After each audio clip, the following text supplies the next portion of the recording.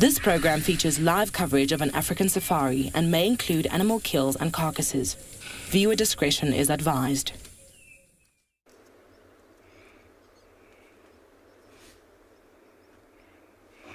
Hello, Jumbo. A very good morning. Welcome to this morning digital safari. We are currently in the Masai Mara, as usual. And this morning, please talk to us on #WildEarth. You can live stream and you can watch us on YouTube, live stream. Questions and comments are very, very welcome. Already, I'm set out here at the river to share with you what is happening.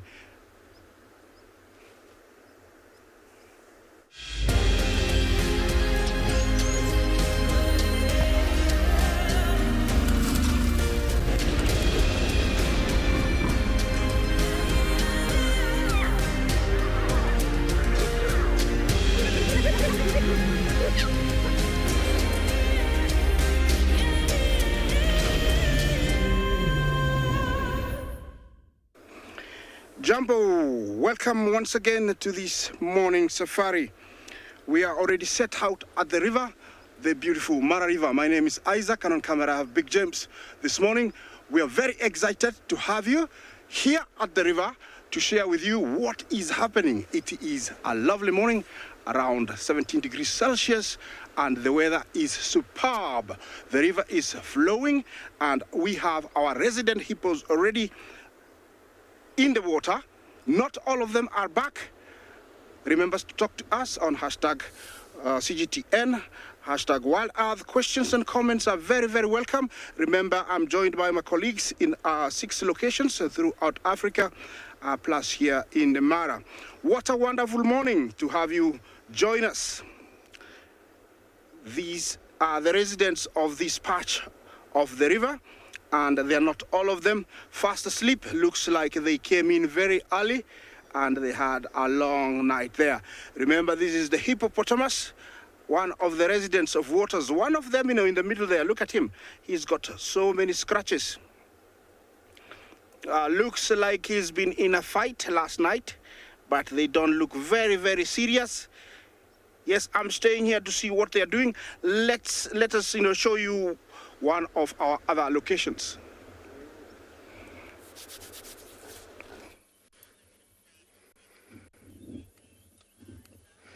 Finally, we have an active hyena den. Good morning, everyone. I have been waiting for this moment for, oh my goodness, that is a bit loud and violent, isn't it? First thing in the morning. Apologies about that. My name is Lauren. I have Theo on camera, and they're running around like a merry-go-round. So it's going to be difficult viewing, and I can assure you there's an adult there. It's not just the cubs, but so far I've been able to see there's 5 cubs out and about. Someone is playing with them. I think it's either, oh my goodness, that looks a bit rough. It's either Swazi or Ndebele. There you go, Swazi. He's having the best time. Swazi is a sub-adult, so he still very much enjoys playing with the cubs. And unfortunately, it's not the pleasant morning I hoped here in Djuma Game Reserve. It's 17 degrees Celsius, I believe, and 63 degrees Fahrenheit, but it's chilly, slightly overcast, and that wind is coming through. So here's Hearts too. You see the difference in, oh, Swazi.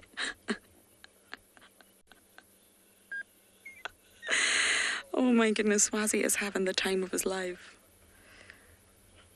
It looks very rough, but he will be gentle. He's not a threat, everyone, don't worry. He is pretty son. I personally feel Swazi was a little bit lost when he lost his mother. And the reason to identify him, if you just look at his right hip, it looks like he has EJ.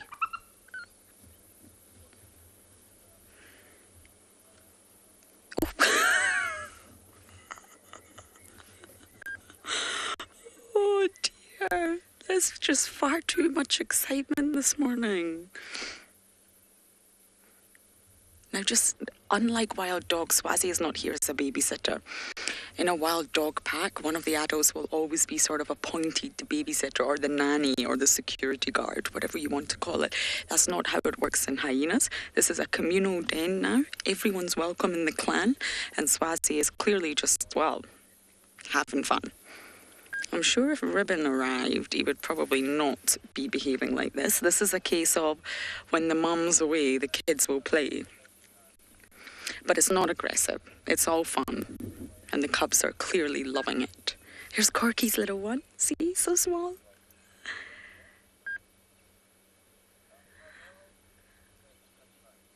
Ouch.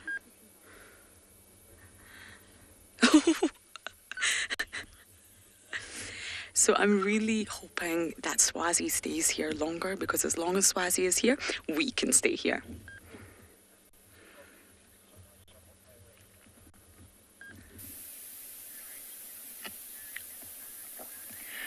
A warm welcome to all our viewers. We're currently looking at a red bull hornbill that is catching termites. So he's basically sitting at the top of this termite mound, and it looks like something broke the very top of this termite mound. And because of that, the termites are trying to rebuild it. But in the meantime, this red bull hornbill is making use of the opportunity to catch those termites. So quite an interesting scene. I'm Nikki here at Ambion and Gala. I'm going to be your ranger for this morning, and with me on the camera is Gert. Now, this morning we are planning to go look for lions. It's early on in the morning, nice and cool, so the chances are they could still be moving. They might be on the reserve, they might have moved off, we don't know.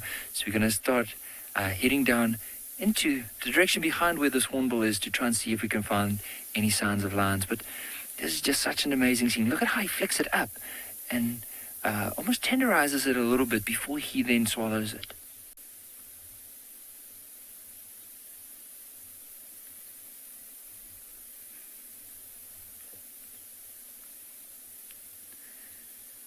Yeah, he's like maneuvering his head around to try and see where these termites are. And it might be, as he's feeding off of them, they are making their way up. So as I said, they're trying to probably rebuild that top section. And I wonder how it broke. Maybe an elephant was rubbing up against it, broke it. And because it was opened up, this hornbill probably flew past and saw the opportunity.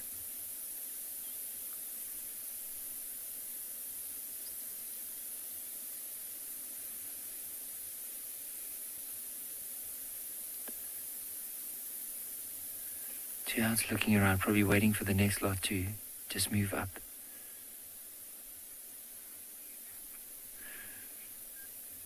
But an incredible way to start. But for now, then Gert and I are going to start heading on to try and see if we can get those lions. A very, very warm welcome to everybody. Welcome to Tswalu Kalahari. My name is Carl Lanson, and behind the camera is Mr. David. Nice and windy this morning, a little bit chilly, around about 7 degrees. We are going to be taking a slow bumble south of the dam, where we have the little shell ducks, and we're just going to be scratching around here to see what we can find for today. And then later on, once it warms up a little bit, we'll be taking our route up to the meerkats and taking a little update, seeing what's happening there with them this morning. Hopefully we can find something interesting. There's always something interesting in the bush, don't get me wrong. And once we have an update, we will definitely let you guys in. But sun is about to...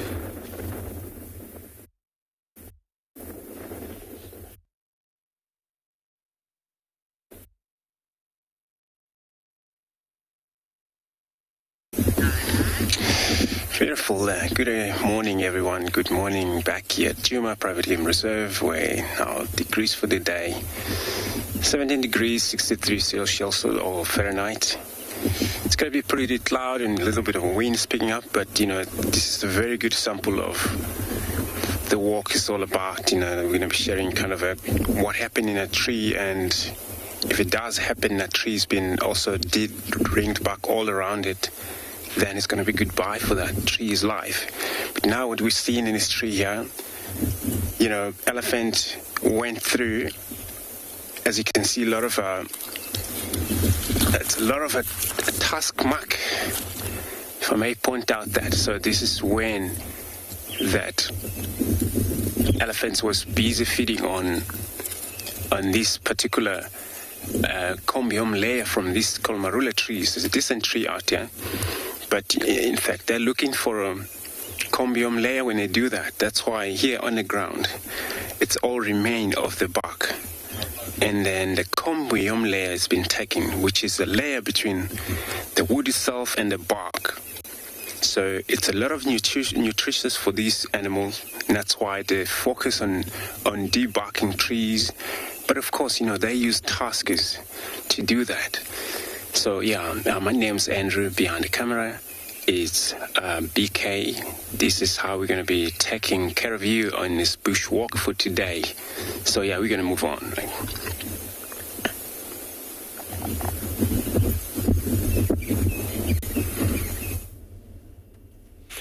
Andrew, keep walking, and maybe you might give us a surprise like the other day when you found Shidulu as much as you are in a vehicle.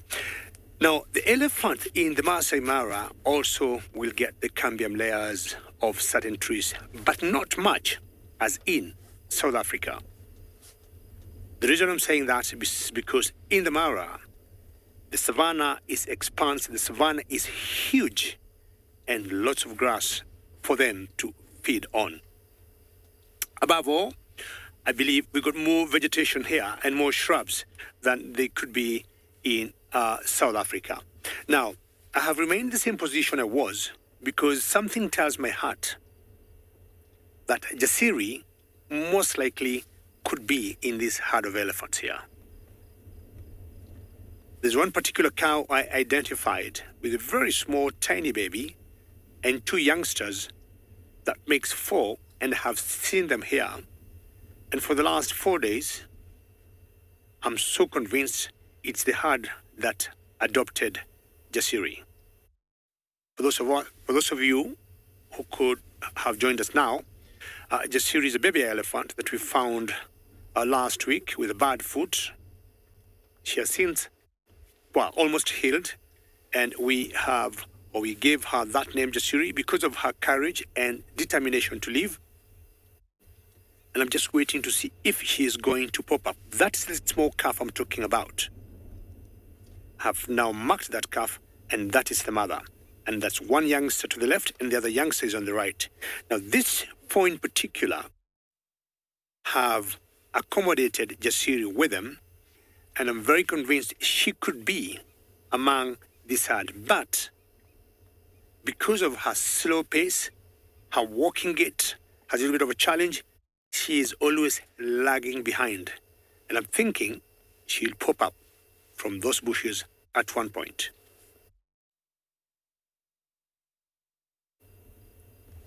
Remember, we're coming to you live, and should you have any questions or comments, please send them through. We'll be happy to answer them and also acknowledge your comments. Always, you can tweet to us, #CGTNWorld or #WorldEarth, alternatively at FC in the comment section of the YouTube chat channels. Initially, this herd was very small. It was the 4 plus Jasiri 5, but now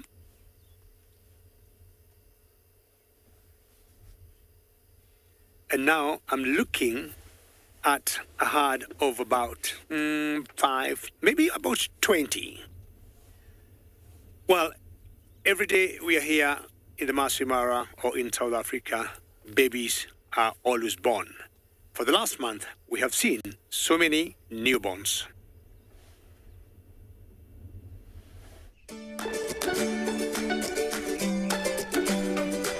The patter of tiny paws or hooves is always a welcome event. And in the African wild, it's extra special. Because they are tiny, easy prey in this harsh landscape.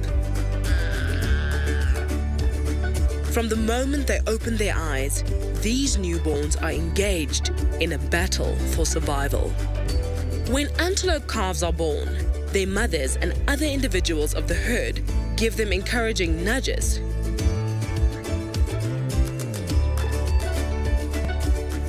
This motivates the calves to use their new muscles and find their balance.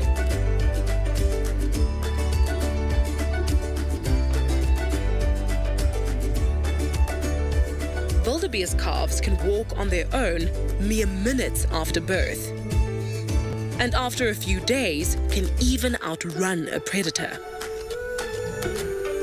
Big cat offspring instinctually start pouncing and play fighting at a young age, learning ancestral lessons passed down through generations, developing their hunting and stalking skills that they will need later in life to ensure the progression of their bloodline.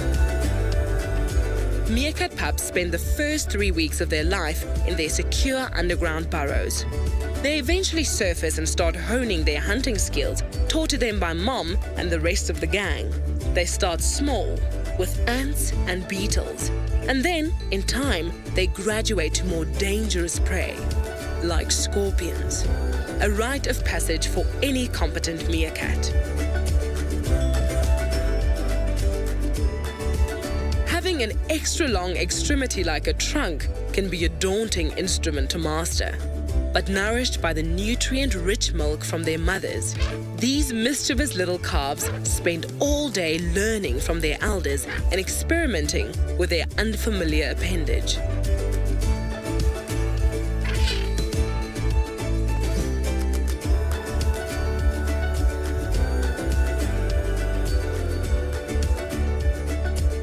But with the inexperience of youth, sometimes mistakes are made and limits are tested.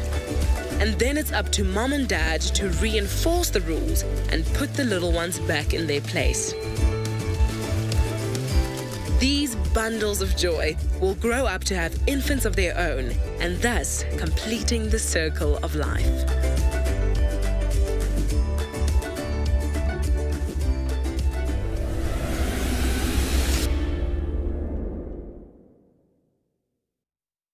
In this bushwalk, right in front of us, you can see this big cat. It looks like a pride of lion. We just saw them from their way distance. As you can see, they're looking away from us. It was a tall grass, and then they were kind of like a little bit of a disturbed when we saw them. But I'm sure they will be chilling out soon. They've been seeing a lot of people on foot before, and like I say, I'm not sure which pride it is yet. We'll probably confirm.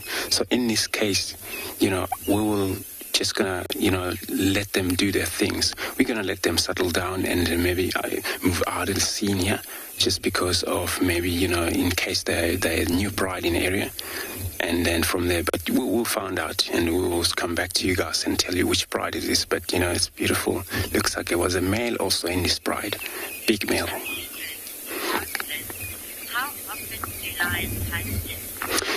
Rosalind, how often do the lions hunt? So lions hunt every time when they feel hungry, of course, but mainly in a cooler day like this, which is still cloudy. So they wouldn't really, prefer a hot day. But, if it's a cloudy, cooler, drizzling during the day, this is what it pushes them to hunt. So they would hunt every time of the day. Of course, they are nocturnal. But, you'll find lions hunting during the day, even though they're a nocturnal animal. So, yeah, they are, looks like quite a few of them there, And already a few of them run across that road. So they're now looking away from us, which, they are, looks like they're not happy, but they'll be fine soon. We'll move out of the scene here.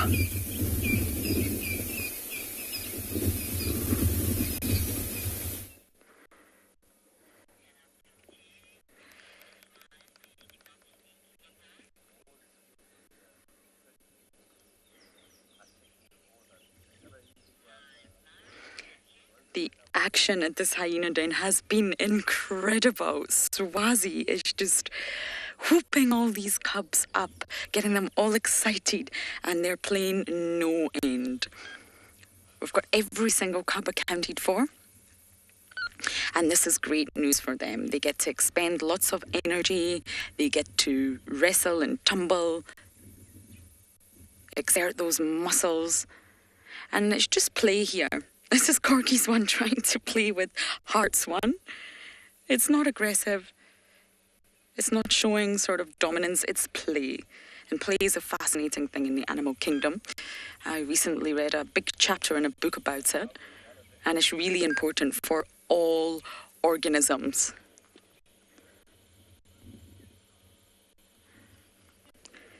Including fish.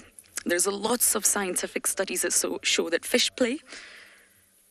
And I imagine even your smallest mollusk or your gastropod, they all play. I imagine on some level insects play too, but I don't think we've quite got that far in science. But here the hyenas are just having a great time bonding. Now, I have to say, in my opinion, you're welcome to disagree with me, but the sort of level of aggression amongst the cubs right now in the clan under Ribbon's matriarchy is a lot less than I feel the past year when we had all the cubs and Corky at the top. I just feel the cubs are really not aggressive with one another. So as he's making me laugh here, he's acting like a ginormous cub. We haven't got the best views of him, but they keep bounding from side to side. So we're going to try and stay here as long as we can, and then eventually we'll move to those lions.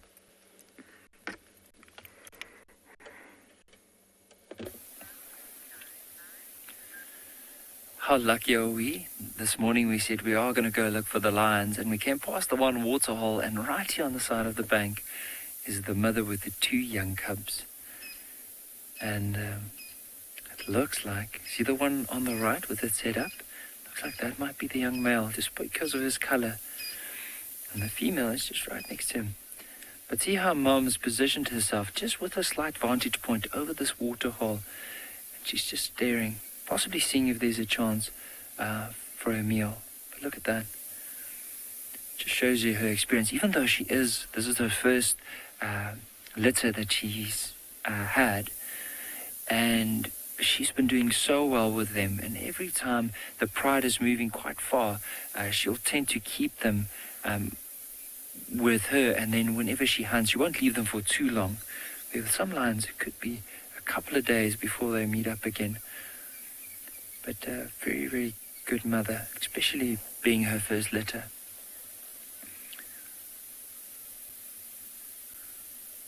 But what I do enjoy about early on in the mornings, especially if today is a bit overcast, so you'll see the light isn't as strong as it would be on some other days. But look at how their color contrast, especially with the colors in the background. You'll notice that with her, there's still, you can see on the side of her leg, there's quite a few spots still, a lot of white. If you look on her chin, see that little patch of white there under her eyes. And even look when she turns her foot. See her front paws, how she turned it around? Look at that streaking of white. And then, my favorite is those black, see it looks like black hair on her paws. So that's where the nails are tucked in. Only to be used whenever she's hunting. Because if she had to push out those nails, like those hyena cubs that we saw earlier, or those hyenas, they don't have retractable claws, but lions do, because when they jump onto something, they need it to be sharp to hold on to it. So if it's exposed and they walk, they will basically, it won't be as sharp, it will be blunt. And so because of that, it protects it only for when they really need it. You can see she's so tight, she's trying to keep her head up.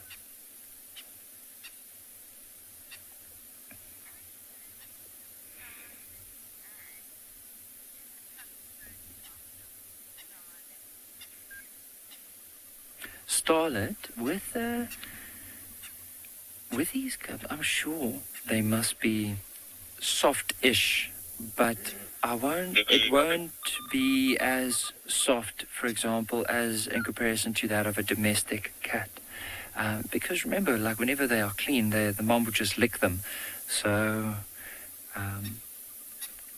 they look, I'm sure they probably look a lot softer than they would be.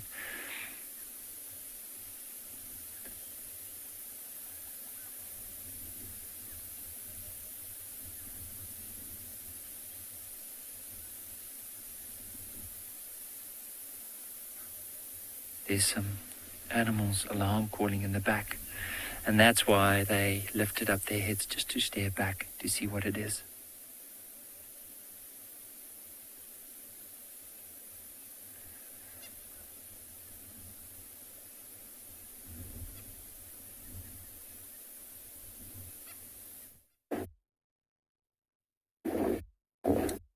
All right, just give me 1 second. We've got a group of scaly feathered finches feeding in the undergrowth here. Just trying to position ourselves where we can get a nice view for everybody. Yeah. Cool. David's giving me the green light. Alrighty. And they're busy feeding through this tangled vegetation right now, and they're feeding on seeds. They predominantly feed on grass seeds, these little birds. Mainly seed eaters. They also will eat termites, given the chance. Diet does consist of termites as well. And you mainly see them in small flocks, 5 anywhere up to 20 at times, moving through the undergrowth, and then as well as moving through this tangled vegetation. Beautiful, beautiful little birds. Tiny, only about 10 centimeters, only weighing at about, I think it's 10 or 11 grams. So a tiny, tiny little bird. Just up on the, there we go. Look at that. What a beautiful little bird. Looks like he's got a little mustache going on there. Just in front of us here, Dave. It's to our 1 o'clock. It's very tricky, so Dave is working really hard keeping on them because they are constantly moving.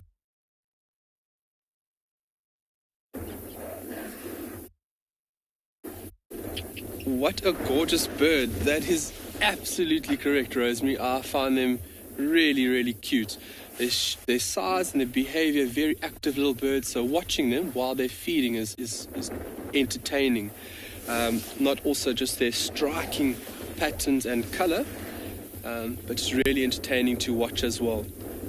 And that's the thing about birding, no matter where you are, in the bush, in the city, birds are everywhere. It's constant throughout the day. Just to the right here, Dave, just underneath that shrub over there, we've got a fawn-coloured lark that have just come into the scene.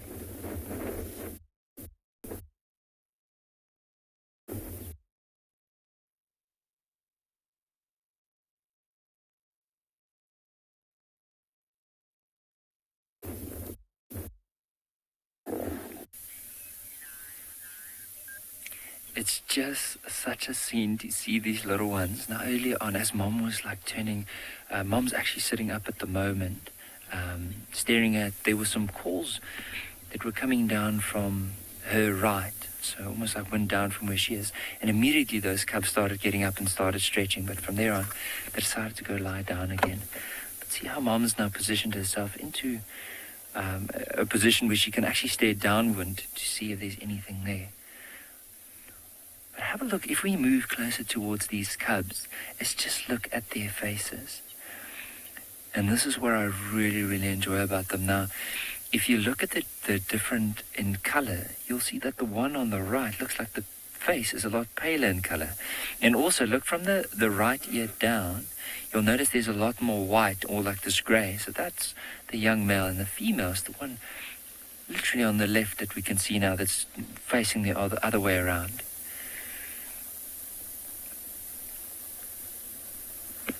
But incredible to watch.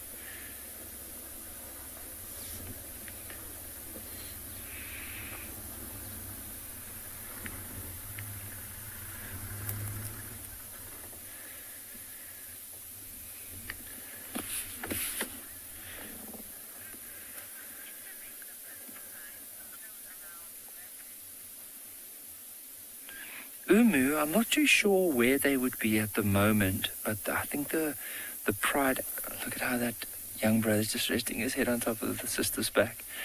But so I think the rest of the pride might be still around Auburn area. I'm not too sure though. So on our eastern side, there is a few areas that they could have gone into, and it might be that they are still around that area. It might be that they are headed towards the southern part of the reserve.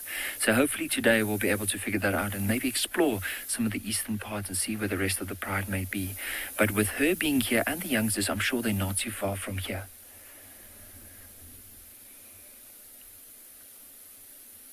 And with it being overcast, there's a good chance that these lions could still be moving, unless they've made a kill, or they could be somewhere maybe further on than this. But at least if we know the weather's like this, it's a good chance they might be moving.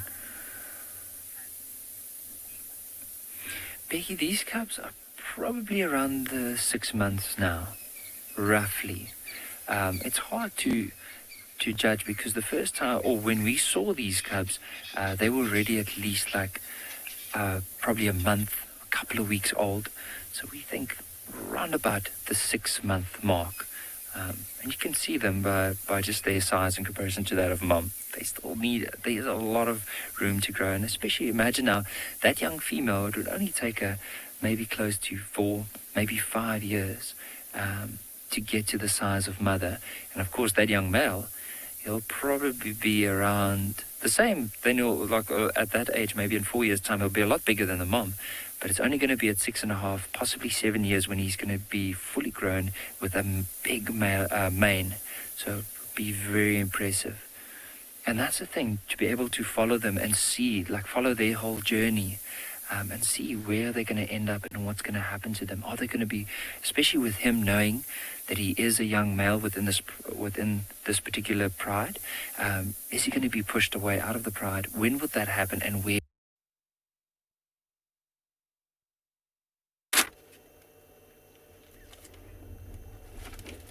Well, so sorry, ladies and gentlemen. Sometimes we'll have technical hitches. You could imagine us broadcasting to you from the African bushes. But on a brighter note, some very good news. We got Jasiri with us.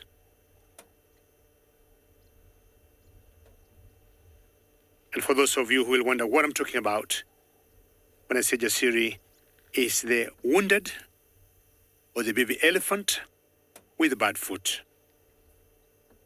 And there she is. And I'm so full of joy to have spotted her. At one point, after going around and round for about an hour and a half, I thought today I will not be able to see her because in those thickets there, that's where I left her last night. And that's the direction they're heading to with this herd. And I thought they may not come out in the open. But I really want to thank this herd of elephants that I guessed correctly is the herd that has adopted Jasiri and they have not left her behind. They have given her lots of warmth. And I'm seeing a new mother today with a new calf because the four, or the herd that has been walking with Jasiri, has had one calf. Today, we got 2.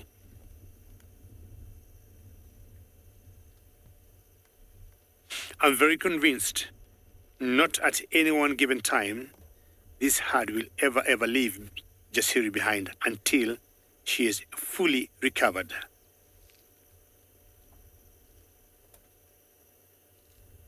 Now look at an elephant walking.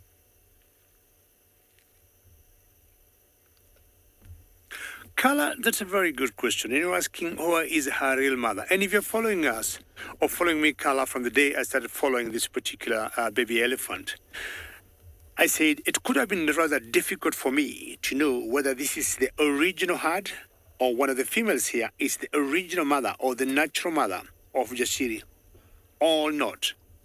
But we all know how affectionate elephants are. We all know how bright they are. They are very intelligent animals, and if for one reason or another she misconnected with the mother, elephant calves are always very easily accommodated by any other cow, an auntie or first cousin to the mother, and she would nurse. I haven't seen her suckling, but I would say she is going to survive. So either this could still be the original herd where the mother is, and I haven't seen any one cow very close to her. She has always been dragging alone and 5, 10, 20 meters from the main herd, but not single cow very close to her. I'm giving her an average age of anything 2.5 or maybe going to 3 years. You can see she got small little tusks coming out. And at this age, if she has been weaned and she's not suckling, and she can eat, she will definitely make it.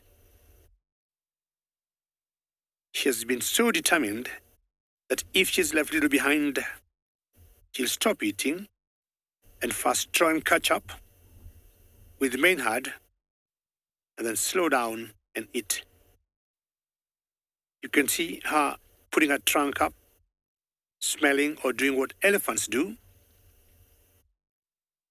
which is very encouraging. And every time I see her, she gives me lots of energy of a success story. Time to have a poo break. As I said, she is doing practically everything elephants will do, apart from that small little challenge on the front right foot.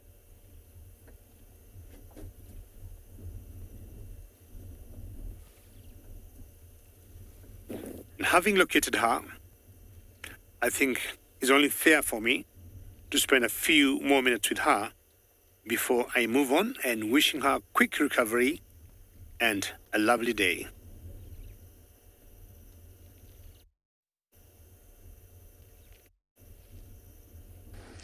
All the animals are on Juma this morning. We have, I think, the Pungwe pack because we're surrounded by puppies. I'm just going to go up here and stop for you, Theo.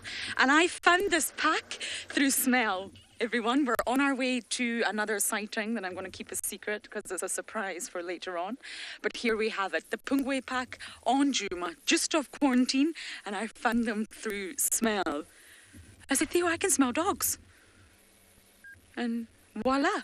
Okay, we need to keep moving here.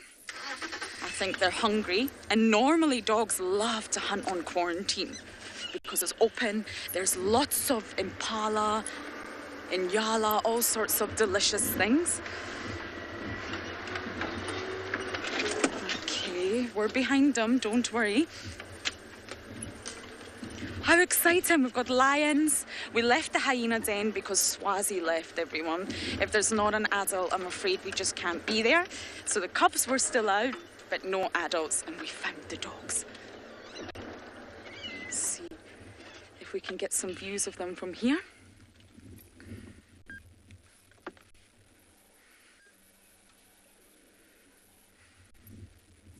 I don't know if they've already hunted or not. It doesn't look like it, the way they're moving.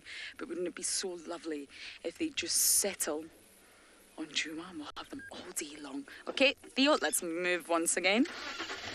Mobile dogs are really not the easiest thing to keep up with, especially through a block. Now, I will need to get on that radio at some point and let everyone know where they are, since we are the only vehicle with them. A delicious aroma of wild dogs in the morning. It's a very strong smell. It's actually really not pleasant.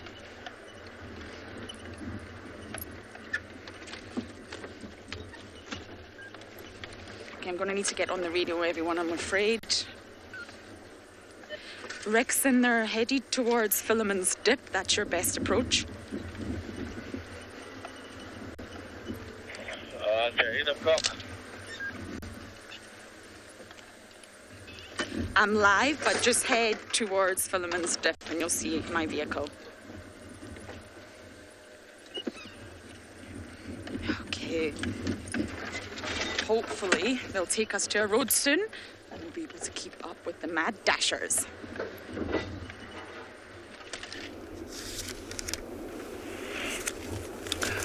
We're back at the river and my hippos are still fast asleep. There's a very minimal movement, but they keep arriving from downstream. That's where they're coming from. We haven't seen more than 3 arrive since you left us. The river you're looking at is the same one and the only one, the Mara River. The mighty Mara River, I like to call it, because it is the heartbeat of the Mara Game Reserve and especially the Mara Triangle. It is the one that keeps everybody alive when there is no rain, never runs dry and cuts through the Mara River. In this river, there is these great predators or monsters, I call them. They're Nile crocodiles. Here they are so big, you wouldn't dare even try and take a dip. They can grow up to around 18 feet long. And these are masters of these waters. They can stay submerged for up to an hour, making them very lethal. During migration, they take part in controlling and cutting down the numbers of wildebeest. Of course, they need to survive. It looks cruel when you see them crossing and going for the wildebeest, but they need to survive. Remember, this is live. It's coming from the Masai Mara. Talk to us on hashtag CGTNWild, hashtag Wild Earth. Questions and comments are very, very welcome. I'm staying in this position.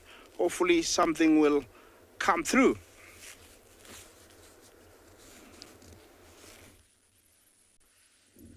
Finally, they've stopped, so we can have a bit of a breather. I think they're hungry. We're not too far away from the hyena den. We just left the hyena den and we were on our way to somewhere else, and we came across the Pungwe pack. Look at all those waggy tails. Actually, Theo, let's just go a little bit closer. I think they're feeding.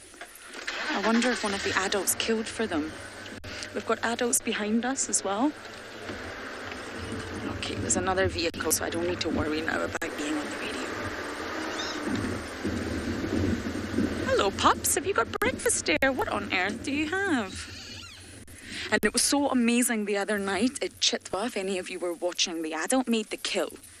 And what happened was the adult needed to let the cubs know that dinner is ready. So it covered its entire snout in blood. It was also feeding. It also needs to eat after exerting all that energy.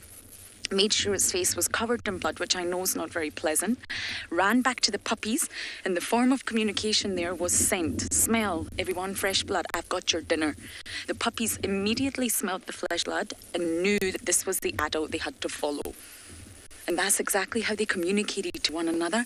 And then they all ran one by one. It was the most incredible sighting I've ever had. And they followed the adult with the blood. And that's how the adult communicated that there was food ready, through scent. No need for vocalizations, no need to alert any other sort of predator that there's a kill. And then the adult had to immediately run back to the carcass in order to chase away vultures and any other threat that may be nearby. They've definitely had a little snack here, but I don't think it's anything substantial.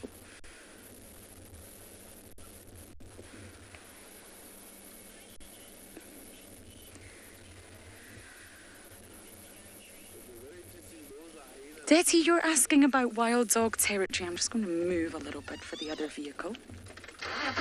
Wild dogs are not territorial, and they definitely will not fight for territory because they're not territorial.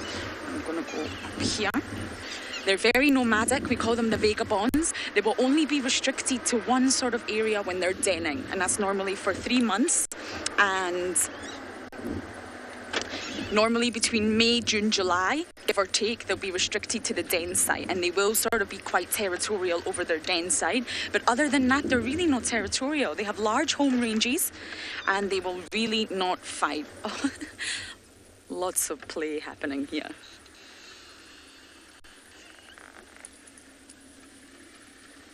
So their home range for the Pungwe pack we're still establishing, but it seems to extend Bufosuk, Juma, Torchwood, and Chitwa.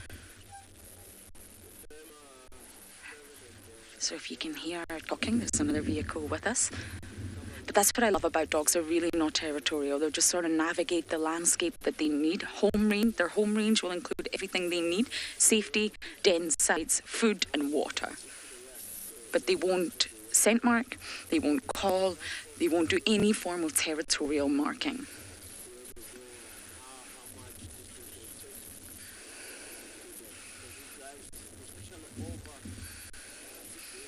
Sorry, Rebecca, I'm just going to move a little bit further away from this vehicle. It's a little bit loud, and you can repeat that question.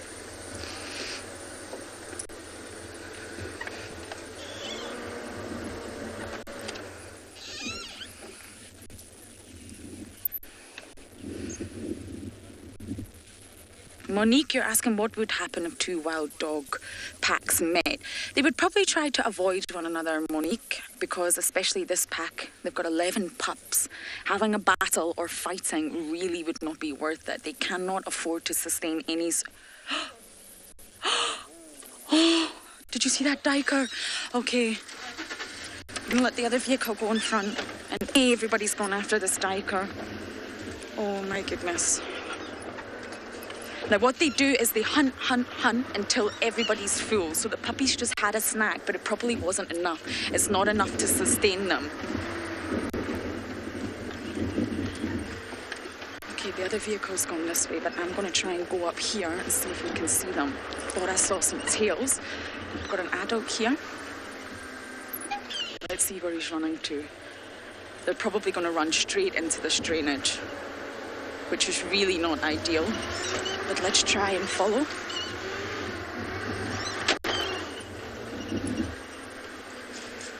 We've definitely lost visual of them just now.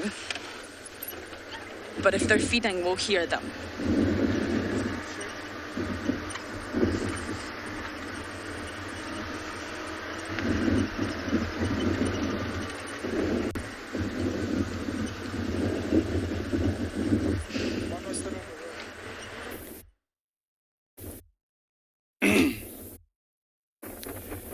What a jam-packed morning we are having.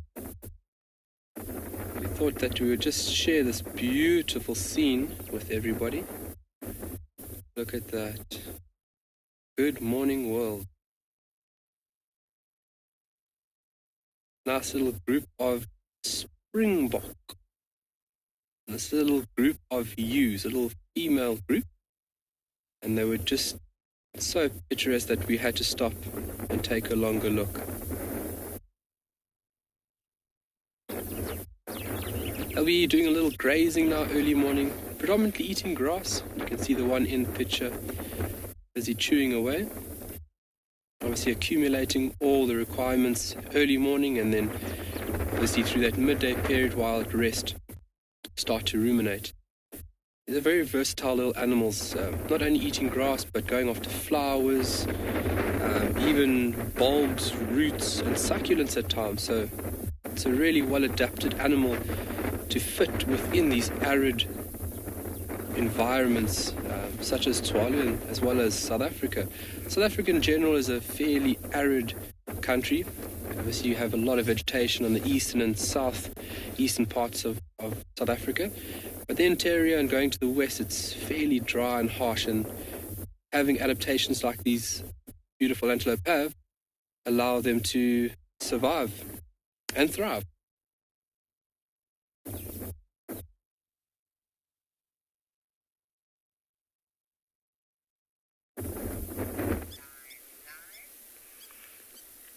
A very good morning, our dear viewers.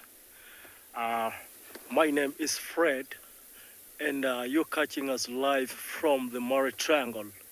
And indeed, it has been a very beautiful morning, sunny morning. And right here, we got 2 lionesses. This is actually a mom and a teenager daughter. A while ago, we had a second calf. She was somehow separated from the mom and the sister. She was keenly looking around to see whether she can relocate with the mom and her sister. This lioness was initially a member of the River Pride, which very interestingly, since she gave birth to these 2 daughters, she have never returned to the Pride. So she's been staying on her own with the daughters, and she's a very good mom.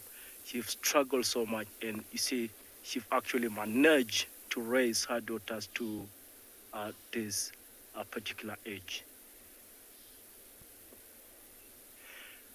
The calves are almost, I think, a year or slightly over a year old.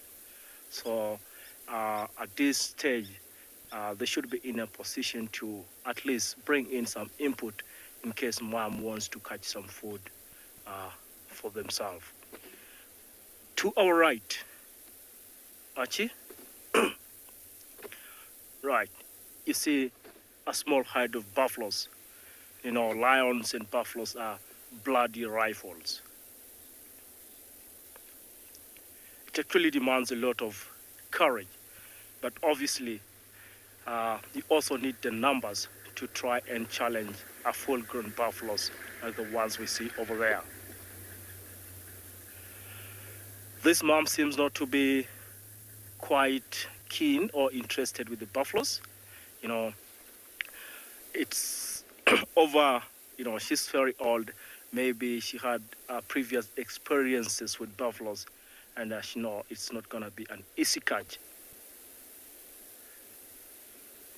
Right now, she's staring to the east, to the bushes, and a while ago, we also saw a hippo, another very, very difficult prey for the lions.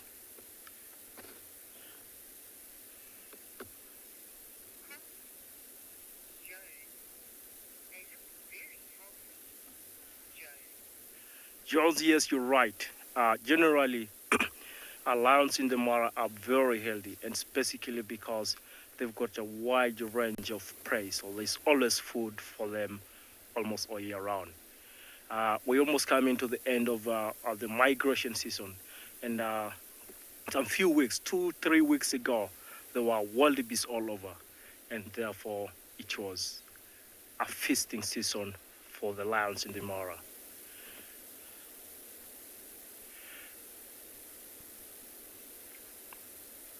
Right, she's gonna jump.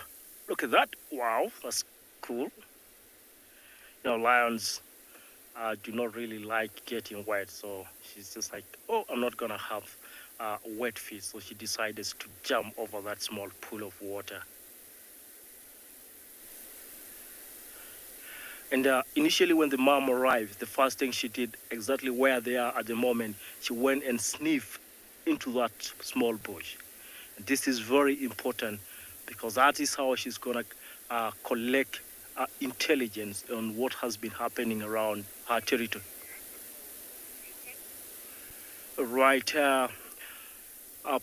these lionesses are somehow active. They are moving a lot, so we spend a bit more longer here just to keep an eye on what they will be up to.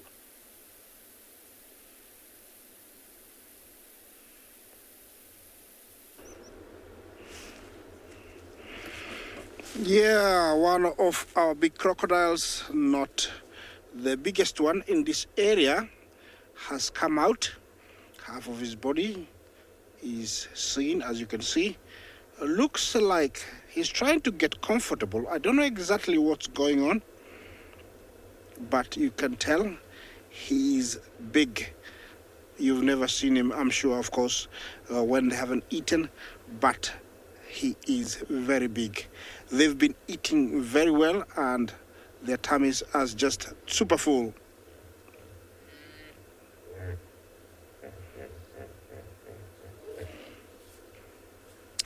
Gremlin Jumbo, you want to know what crocodiles do when there's no migration.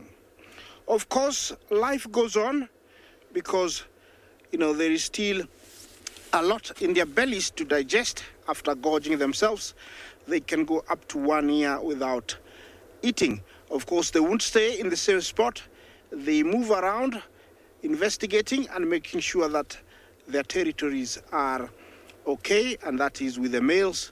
For the females, usually it's when we see them, you know, actually nesting. I have noticed that, you know, during the months of February, when it's really hot here, we do get, you know, a few nests. Very rarely seen. That's when they normally, you know, they're hatching eggs. But they're still around. We still find them in the same spots.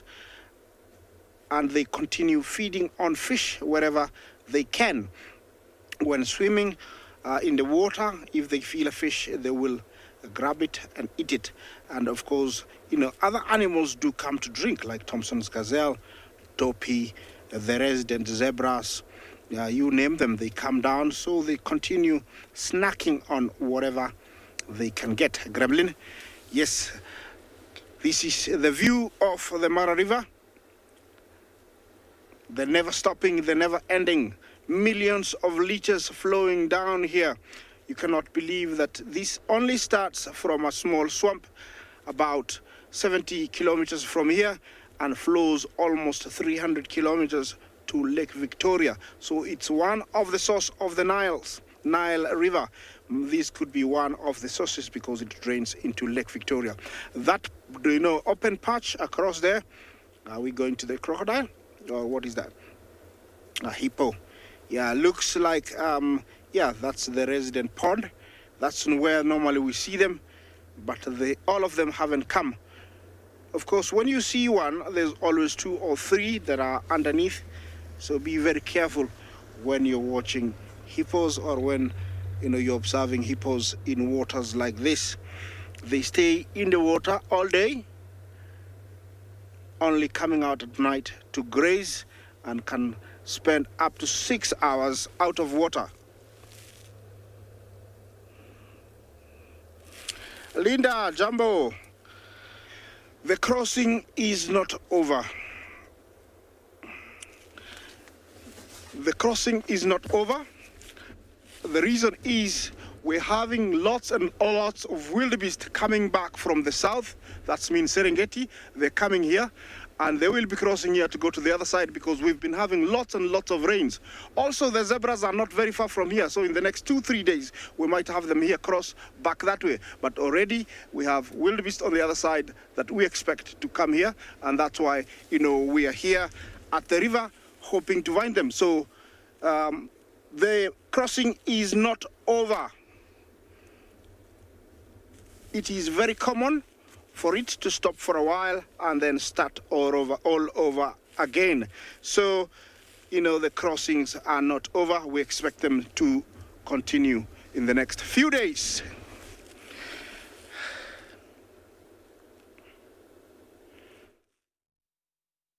Yeah, you never know. You'll stay sometimes by that riverbank for 2 hours and see nobody. And the next 1 minute, you see a huge herd of wildebeest or zebras coming for a drink and possibly, with luck, even crossing that dangerous river of life and death. Now, my elephants haven't gone anywhere, and I'm now just debating whether to leave them or not. But the reason why I am more not than leaving, it's because of Jasiri. Now, this herd had separated at one point, but they have come together again. And if this will be the story,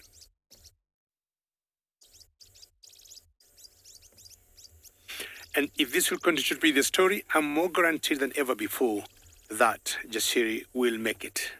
And Ian, you're asking, how long do I think it will take for Jasiri to heal? Now, Ian, I guess when elephants walk, they walk using their fingers and their toes. And elephants are heavy animals and huge in size. And unfortunately for elephants, they tend to distribute their weight on the front feet. And that could be the one challenge the series is having now, because the bigger weight of an elephant is always put, or the pressure is put on the front feet. And that's why it may take a little bit rather long for it to heal. But with time, so long as she's eating well, drinking well, and she got friends who have adopted her, if this is not the original natural herd for her, she will make it. And I'm talking of this huge herd that you're seeing here, of about 20. This way, she is guaranteed of protection from would-be predators. But would you imagine her alone in such an open savanna habitat?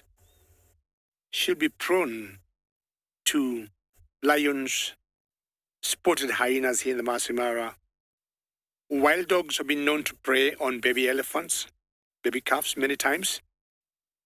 Now we got this strong herd of Ellis to make sure Jasiri is safe as she recovers. Very protective elephants, and especially the cows, they do not take any chances.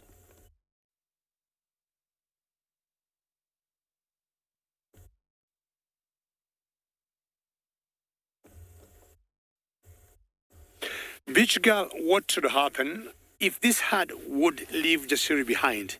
It will be very easy for another herd to adopt Jasiri. But I'll tell you, I'm very convinced there's no way this herd is going to leave her. They have identified her challenge. They know she needs them. So chances are this herd will always walk looking back and making sure she is doing well. See how playful that one is? But always making sure the calves get in the middle of the cows.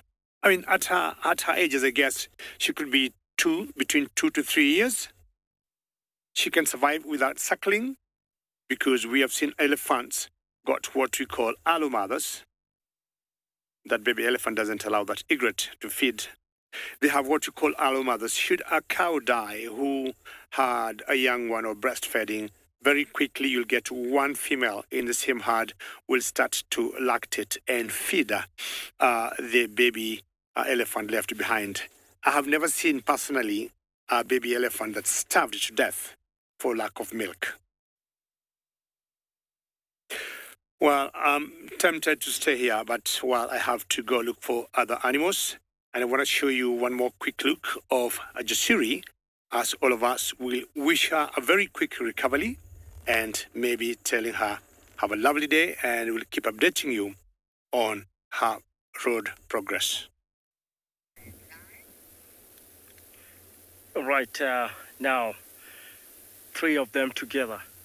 I think they separated temporarily. Oh, look at that. It's going to be a very beautiful greeting. You know, wow, that's cool. You know, lions are very social, and they really impress the spirit of sisterhood, and the relationship between mom, daughter is something that must be enforced every now and then. Like I mentioned earlier, this mom has been staying on her own with the 2 daughters for about a year and a half now. The reason why she didn't introduce her calves back to the River Pride still remains unknown. But one thing for a fact, she's been a good mom, and she managed to raise her daughters well. And look at that. Wow, that's cool. At some point, like 15, 20 minutes ago, the calf that just rejoined the race was at a standoff with the buffalo somewhere. You know, this mom kind of specializes more on catching slightly smaller, manageable prey like warthogs, a topi, a zebra. Actually, we have never seen her bring down something more than that. This is for good reason. That is what she can easily tackle without subjecting herself to any danger. Nice looking, and they are still on the move. Probably one thing that, like a while ago, we got some news from a friend that there were 2 big male lions around this area. And that is quite something this particular mom must treat with caution, and it's a big concern. You know, male lions, the first thing they do when they come into a new pride is to kill all the existing calves. Hope she's gonna be staying very alert and protect her calves from any potential danger. Right, they still are walking very close to the road. I'll try gonna drive further ahead and catch up with them.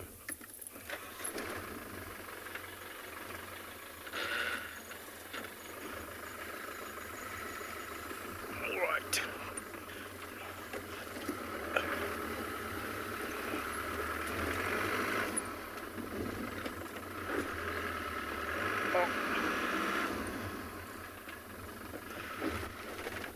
Oh, sorry.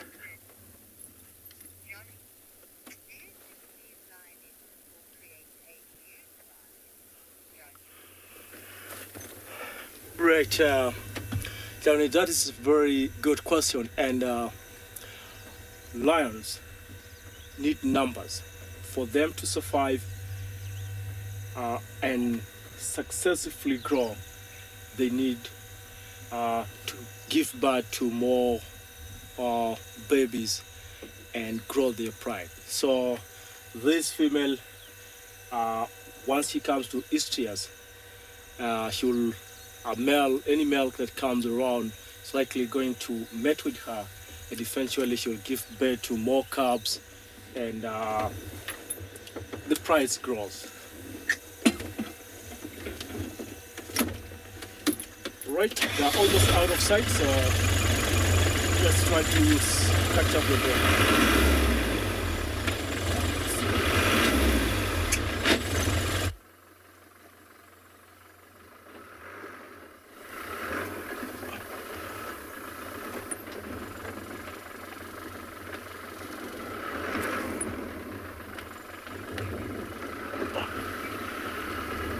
Right, we're still staying with these lionesses, and just gonna drive a bit closer and see what the intention is.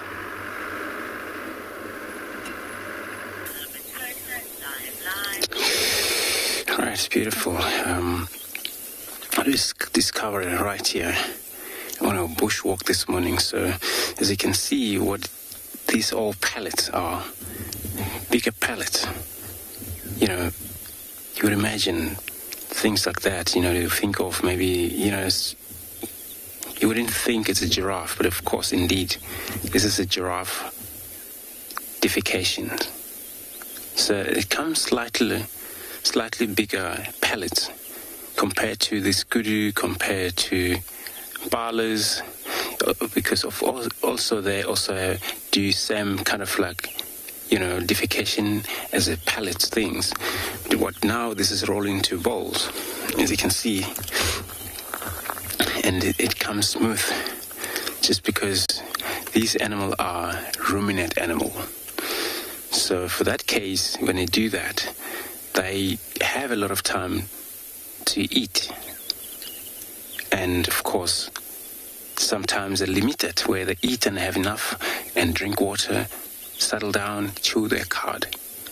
Where now warthogs, zebras, rhinos, elephants, those they eat a lot of grass, and for them non-limited because they don't chew cud.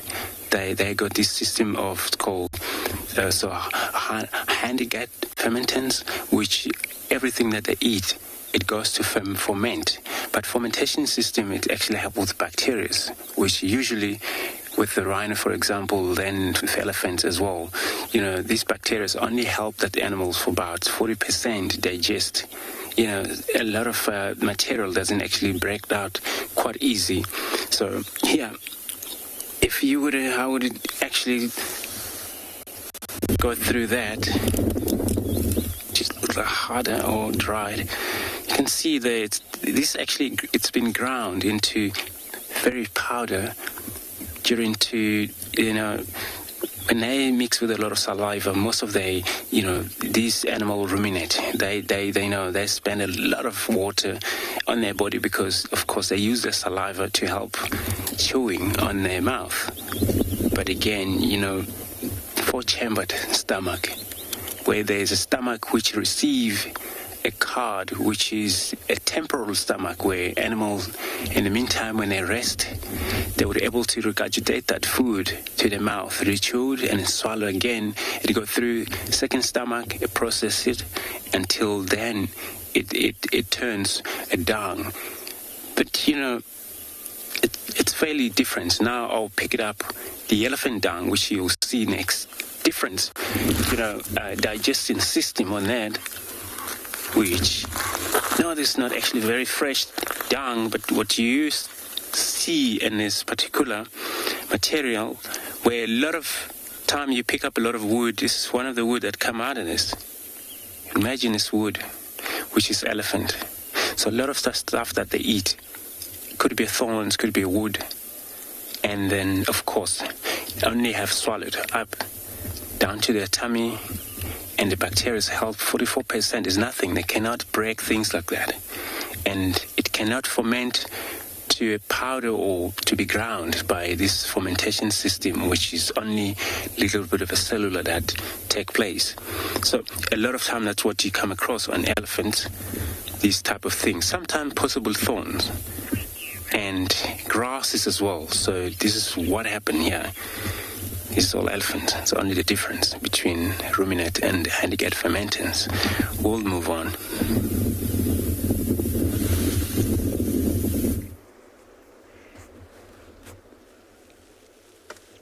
Yeah, we're still here at the river, and our hippos are still doing their thing. I think one of them just did a belly roll there.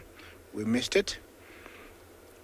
There's one more just arriving. Looks like they're all gathering back to their favorite spot. When resting, they normally will prefer to sit down.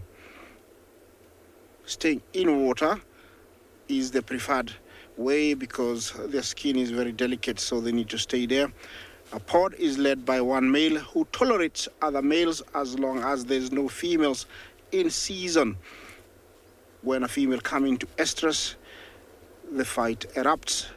Testosterone go high, skyrocketing, and usually mates, males will fight, for dominance. Usually, the dominant male is challenged. Most of the time, he wins. I don't know if that's him because that guy has got a, huge scar way towards the right on the back. I don't know if he's gonna turn so we can see that, but he's got a very bad wound which is healing. It doesn't help to stay in water sometimes because catfish and other fish will feed on the wound, making it septic and even worse. Yeah, this is where the wildebeest have been coming out when they go in from the other side. And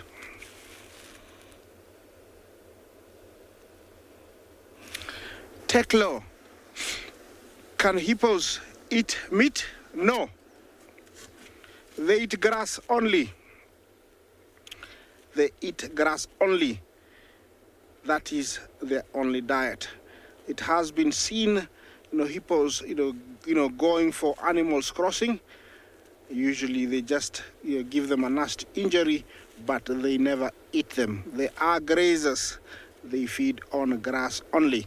Of course, you might be thinking, and why do they cause, more deaths in Africa than any other animal? The reason is, in Africa, there are places where there's scarcity of water, and people go looking for water close to lakes and rivers, and not having enough knowledge, you might think that, they will go into the bushes, for bathroom, not knowing that a hippo goes to graze out and comes back in the morning. Usually we go very early to fetch firewood. If you're caught in between the water and the hippo, that is a very dangerous situation. Also, when the river comes up, they also hide in the bushes. You don't know, if they're there, you go for a bathroom, you find them there. That's how, we encounter them, and that's how they cause a lot of deaths in Africa. And maybe that's why you're thinking, why do they cause more deaths? Why do they kill people? They don't kill people to eat. They graze, they eat grass only. And they are very territorial in water, but once outside, they are not territorial. They are, they split out, they are solitary, they go grazing, but when they come back to water, they come back to the same spot. Of course, when males become too many in one pod, fights erupt where you find them, being outcast, pushed to the sides, and sometimes they find a spot of their own and lure some females where they start their own pod. And these guys can live very, very, very long, up to around 40 years. So they live a very, very long time. Although they're very big, these guys are much faster than us, so you don't want to try and outrun one. And that is the other reason why, most deaths are caused by these guys, because, they can run.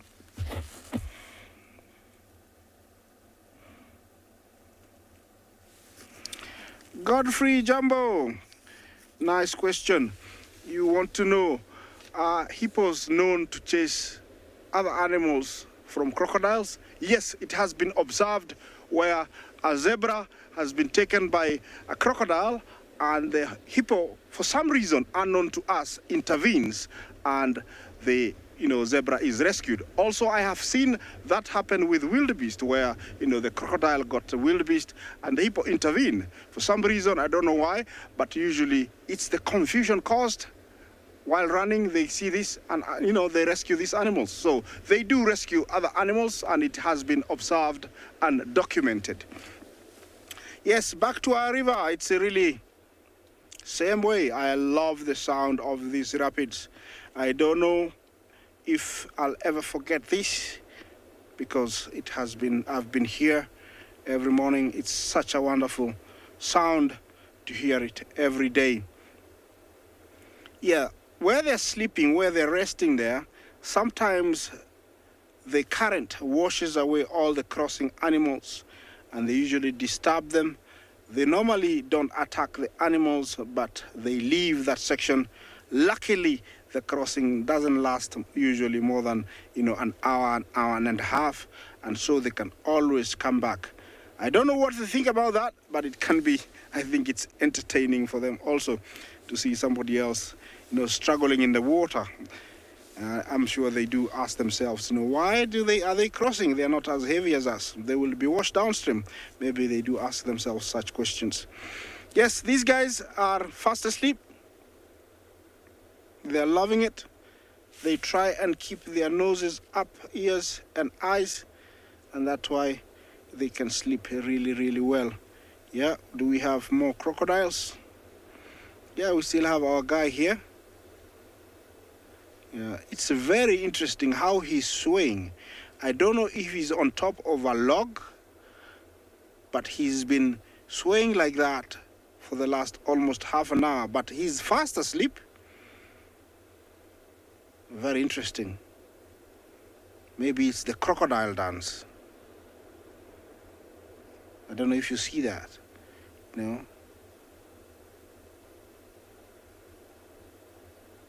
Yeah, maybe there's a song going on there, I don't know. But he's been, wiggling, swaying like that. And I can't see anything happening, and anything more. It's just the movement of water that's moving him.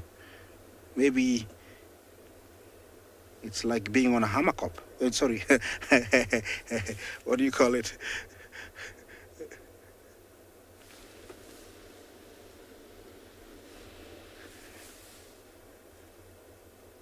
Yeah, still swaying.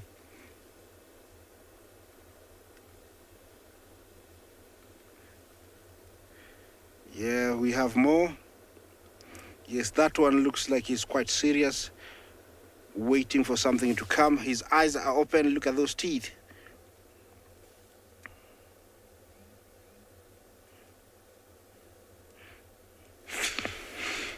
Patricia, good morning. We say Jambo here in Kenya.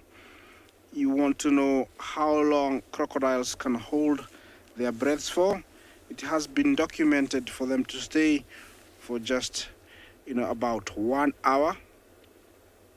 That is, amazing. If you think about it, 1 hour they can stay underwater, and that's why it's very dangerous to swim in these waters, because these guys can stay underwater. They can also see underwater, not very dirty water, but waters like this they can see, and because of their weight, it makes them really, really dangerous predators. Patricia, 1 hour they can stay underwater. And I think it is necessary, because when they're hunting in shallow waters and very close to the bank, they need to stay down there while the animals get the confidence to drink and continue drinking, because before they surprise them with their leap out of water and grabbing one. Otherwise, if they stay, let's say 5 minutes, the animals will know they're there. But 1 hour, it can lure the animals to come, because they won't know if there is an animal there. Let us take you to our other locations, see what is happening.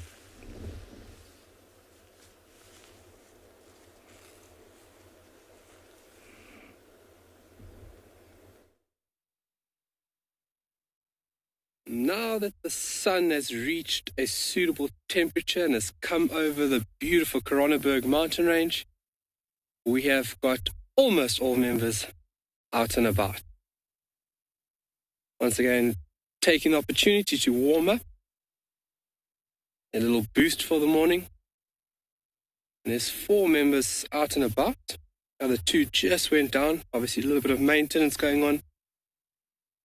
1 or 2 of them focusing on me as well. And this is such an amazing opportunity presented here at Tswalu, is being in close proximity with these animals and our presence not disturbing or changing their behavior. Watching animal behavior in a natural sense for me is very, very important. If it's altered or changed, it just doesn't have the same effect. And over the years, obviously just giving these animals the time and the respect that they need, they have gotten so comfortable with us that we can have such an amazing sighting like this.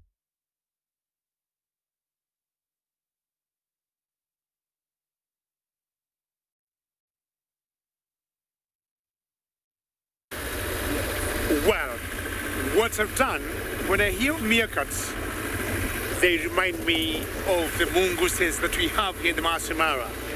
And more so, the banded mongoose or the striped mongoose. And I had a gang or a colony of mongooses yesterday. Very difficultly, I have left Jasiri behind because I know she is in good hands with that herd of elephants. And I have thought I'll move on. My heart is still partly there, and my other heart is with me to look for other animals.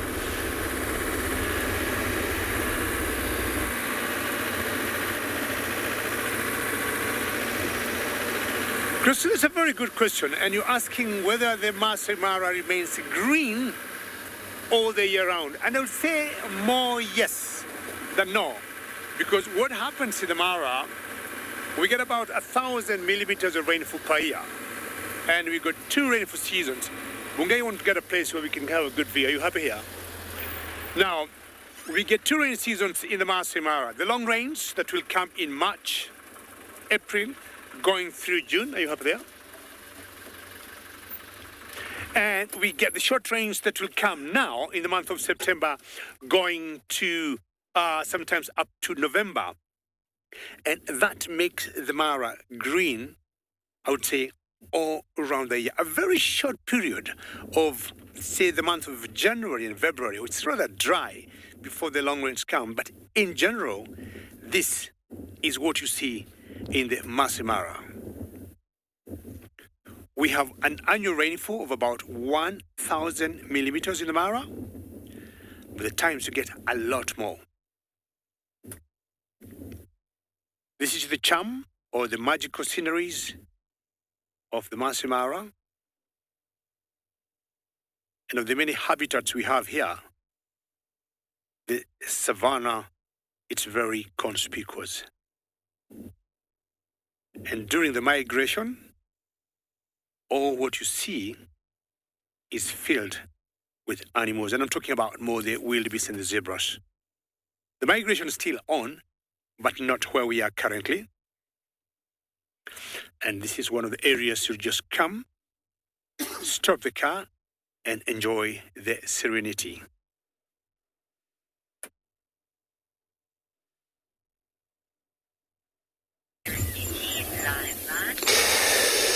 Beautiful back in his wild walking safari here. We were now talking earlier about giraffe poop and the elephant dung, but I also mentioned one of the unique animal out here, which is warthog. Also, the warthog's also one of the animals that follow on handicap-free fermentants, which that are really also chewy cud. So what we come across here, this is looks like a little kind of the kidney,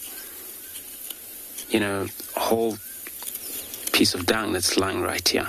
So this is the warthog. So when you look at this dung, you can able to see that it's only rolled into balls, but then it's not actually been chewed properly. So it's only worked with a little bit of a bacteria that help a bit of a digest And then, of course, since this animal drink water, and it makes it a lot easy for them to able to help with dilute and whatever they have eaten. And that's why we'll talk feed normally on short grasses, because that helps them not to becomes difficult for them when it comes to digestion. So, and this is what now we're coming have a look. So on the right hand side here, we also discover the whole process of whole, small pellets. When I look at this, actually, I found it's not actually old. Probably yesterday when you break that, it's just easy to break in, which this is the impalas. Remember, impala actually is one of the ruminate. When we classify them under one of the smallest antelope around here. But, of course, this is the whole palace that is happening here. And, well, since water's not far away, this is what happened during the day. That's why, a lot of dungs you find close to water hole, because after they drink and then the tummy come expand. And then, of course, they have to work hard on digestion.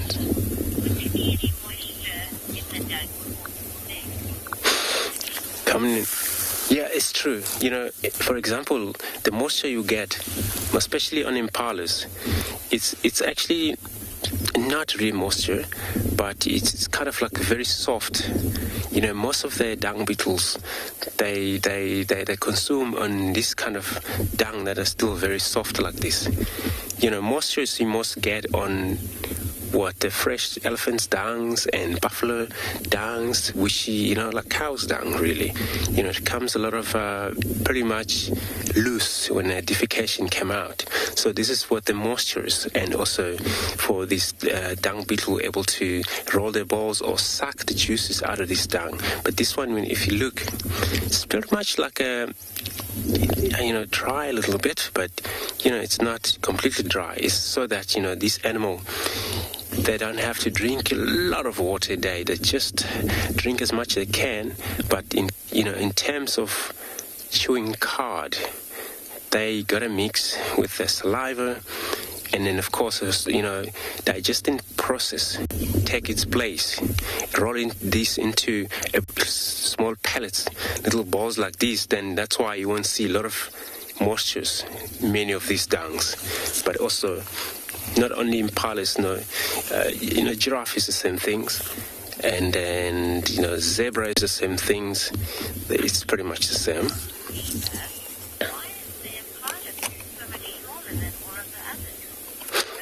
Neva, why these impalas small dungs more than the others? So actually, impala, they are slightly not a medium size, but they are one of the antelope that they are. I think it's number 3. They kind of fall in number 3. The smallest, it's steenbok, where those one I have to look hard for these poop, because they cover them after defecation. That you will see how small it is. So this one is not actually perfect small. We're looking at the medium. Poop over here. So, steenbok, grey decker, they're very small. You would be surprised when you look at them, because they just look like a whole, larger rice kind of things, but they're also dark as well when they're lying down there. So, they look smaller because, of course, they also medium animal, impalas. But anyway, most of the herbivores, they specialize with their, area of operational, where every time when they go out to graze, they choose where they're going to graze, which area it's suitable for them to able to get what they need. For example, those they don't chew cud. They won't just go for very long grasses that would take them to actually able to digest. So they would go for short grasses. You've seen water go down on their knees just because they go for roots, and then it will help them to able to digest very easily,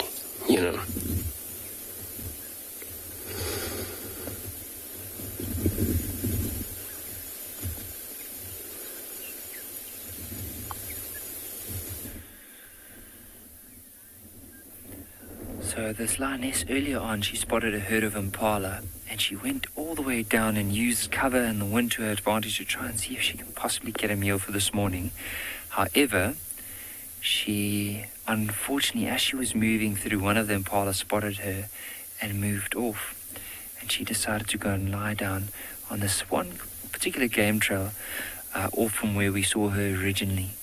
So we'll have to spend some time with her and see where does she go. Is she going to settle there because it's nice and cool still? Is she going to keep on moving? But with those impalas knowing that she's here, Ed would have probably spoiled the hunt for her now.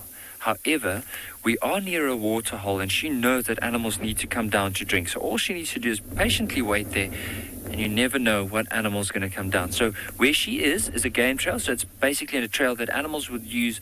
It's probably the most direct route to get back to this water hole and then back to nice open areas where they can feed. And so she'll be waiting nearby there. And hopefully there'll be something that makes their way down to the water for her and those youngsters.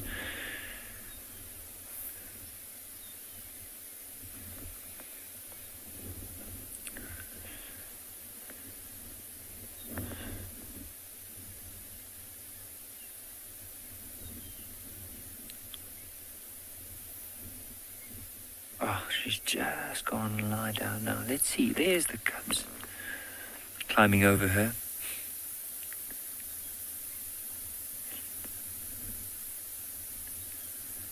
Now this is the only view that we can get. Like if we move slightly forward or backwards, we don't see it. But look at that youngster. Immediately must just tell you how hungry they are. As the one is trying to play, of course the other one is trying to just have a drink.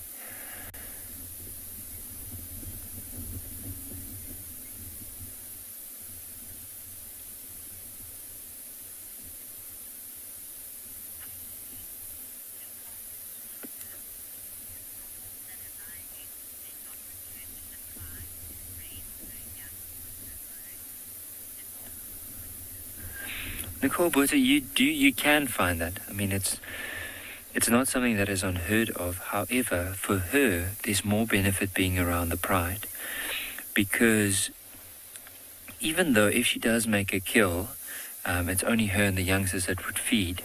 What we're going to do is maybe try and see if we can loop around and get another view of these lions, because they are heading down towards that game trail. But as we carry on, I'm going to continue that thought.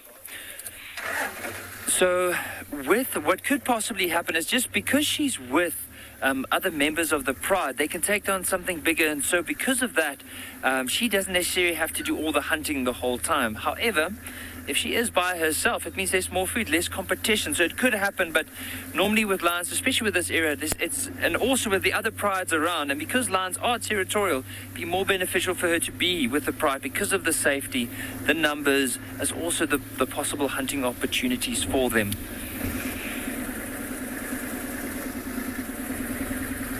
Just trying to see if we can get another glimpse of her.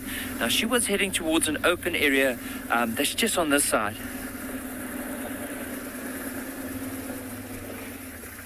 Clara, whenever you'd like to come on safari with us, like now even, you're on a live safari, but hopefully soon, whenever everyone's keen to come join for safari.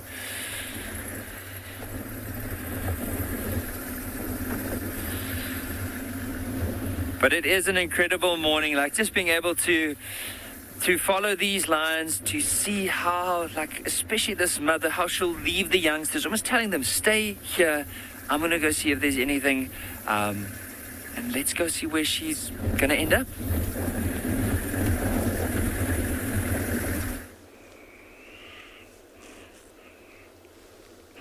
Yes, my crocodile is still in the same position. Remember, this is the second one, or we'll show you the other one shortly. Looks like they are enjoying that, kind of sleeping where the water is moving them, is swaying them. Look at that. I've never seen this happen before. I don't know if they're sitting on something or, they just moving themselves. It's very, very interesting, but they're fast asleep. This is the Nile crocodile. Remember, the only one we find in Kenya. We don't have any other species of crocodiles. The difference I would like to tell you between alligators and crocodiles is crocodiles are always smiling, or they show you their teeth. Alligators have got their teeth hidden. And also, Nile crocodiles are slightly larger. They're much bigger than the alligators. And alligators, I've seen them to be much darker. They're blacker. Also, alligators are not native to Africa. You can only find them in orphanages and zoos in Africa for you to learn more about them, but they're not native to Africa. Crocodiles mostly prefer rivers and lakes. That's where you'll find them. It's very rare to find them in non-permanent water. They have been known to cross from streams to streams, and especially places like the Okavango, where it dries up. Sometimes they have been known to walk short distances, but usually at night. Here in the Mara and in Kenya, they don't have that problem. They just move from one section of the river to the other. I am staying in my same position, hoping, something will pass by soon.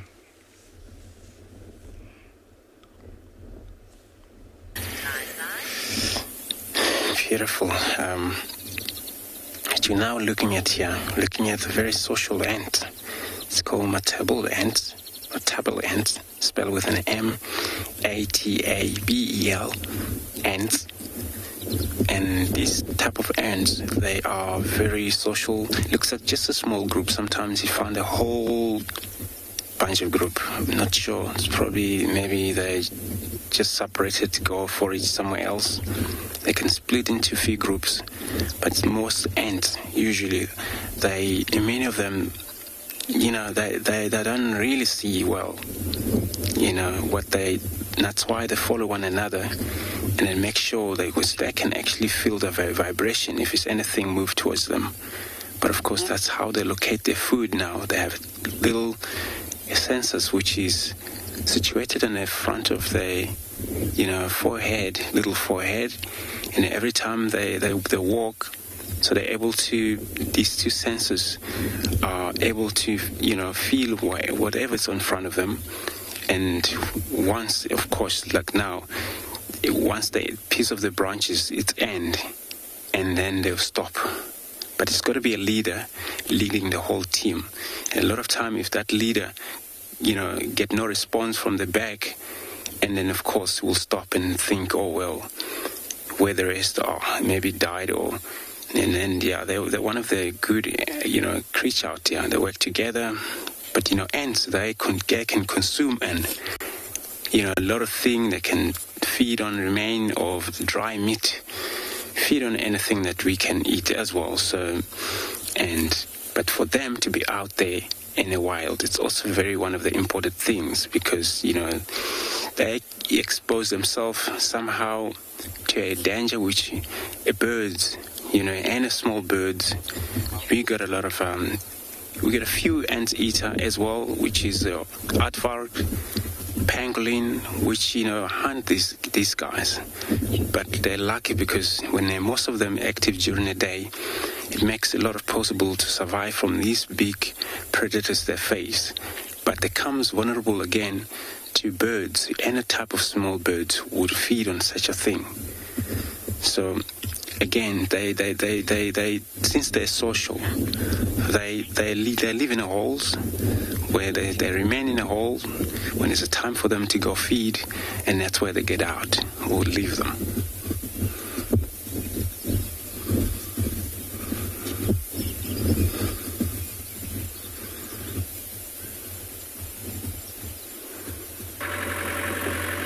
Well done, Andrew. And anything in the African wilderness counts, small or big.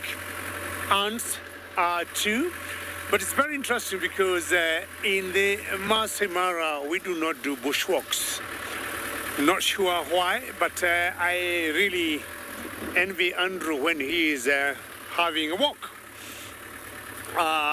in that particular area.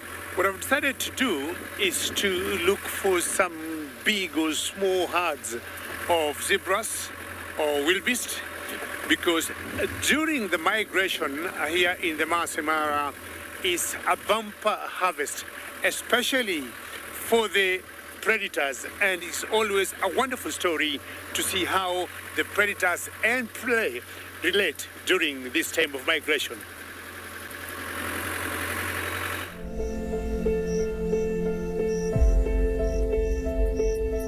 All the inhabitants of the animal kingdom depend on the new life brought by the rains.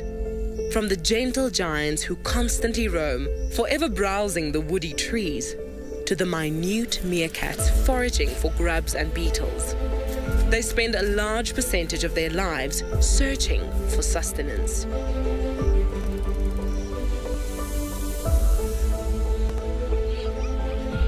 Millions of ungulates follow the rainfall across the Serengeti Mara ecosystem, constantly grazing and scouting for fresh new grass. But these high numbers bring high drama.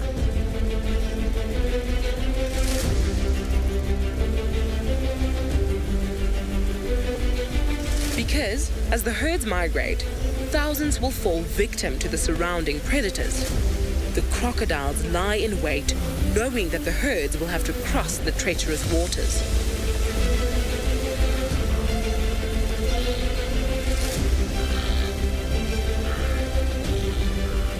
The big cats stalk and hunt the massive gatherings, picking off the weak. The hyenas also get their fair share of the spoils. Although they are famed scavengers, these hardy beasts are skilled hunters in their own right. As the rains ease up in East Africa, they begin in Southern Africa. The nutrient-rich plant life means healthier herbivores, which in turn means healthier predators. A vigorous leopard is much more likely to be able to hoist a heavy kill into a tree, satiating their hearty appetite. And a robust wild dog pack are odds-on favorites to run down any prey, replenishing valuable energy reserves needed for survival in the African wild.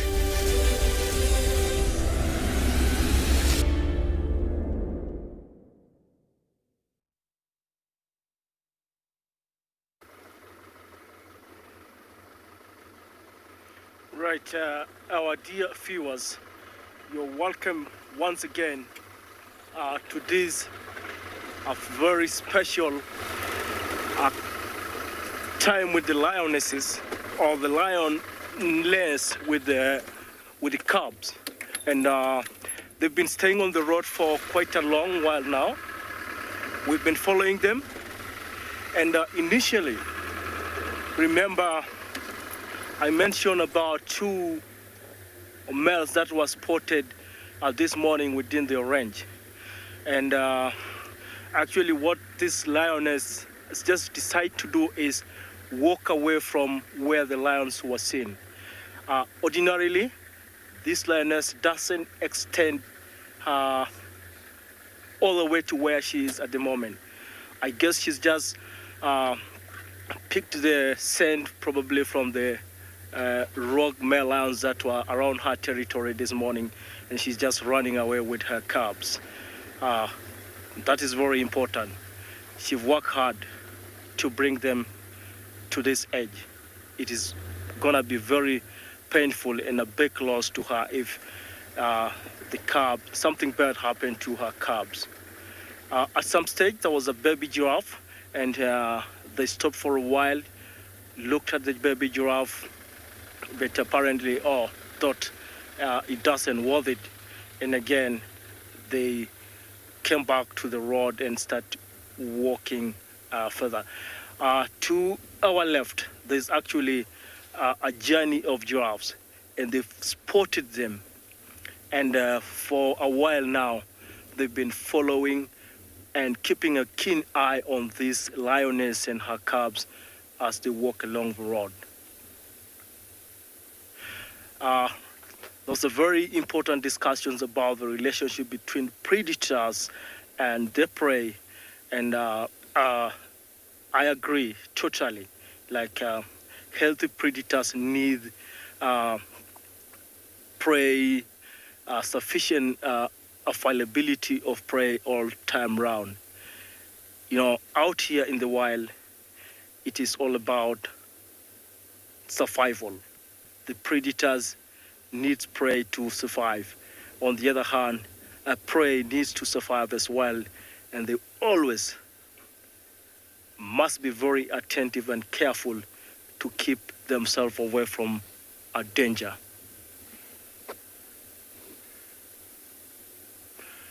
The Maasai giraffes, which is the only species that we have here,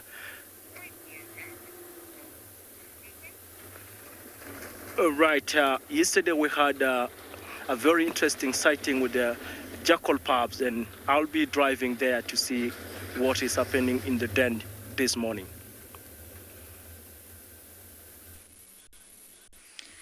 Well, we have some zebra. This morning has been incredible. There's lions on the property, it's said to be the Nkuhumas, but I just want to quickly try and see if I can get this surprise for you all. Now, there is no guarantee that it's going to work, but I'm sure you all know I like an adventure and I like to try. So we're on our way, but hopefully we'll have a visual. I'm not going to say any more, but what I am going to say is today is a very special day. I believe it's someone's birthday. Miss Caitlin Maria, it is your birthday. You are turning 5 years old. You love Wild Earth and you're actually going to the Kruger this weekend, which is so exciting. So I want to say to you, happy birthday. Everybody else wants to say, Theo's going to give you a little thumbs up, and that means that he says happy birthday too. You have a great day. 5 years old. You're getting old. Anyway, enjoy. Let's look at these zebras. I'm very excited to know how your trip to the Kruger goes. I think the zebras are a little bit nervous. They're huddled together. When we first arrived, there seems to be a tension in the air today. There's a high density of predators on Juma alone. We've got lions, we've got dogs, we've got leopards. It's windy, it's overcast. Prey species get nervous when that happens. And although zebra are large, they're much larger than the likes of impala, they will still get nervous. Dogs could absolutely take down a zebra, and so could lions. Possibly not a leopard. And off they go into Torchwood. The sun hasn't even popped his head through. Now, we lost the dogs. They went into the drainage and no one can find them. They did have a little chase with Swazi though, but I think Swazi thought, I'm out of here. So I'm going to bumble on and try and get the surprise for you all.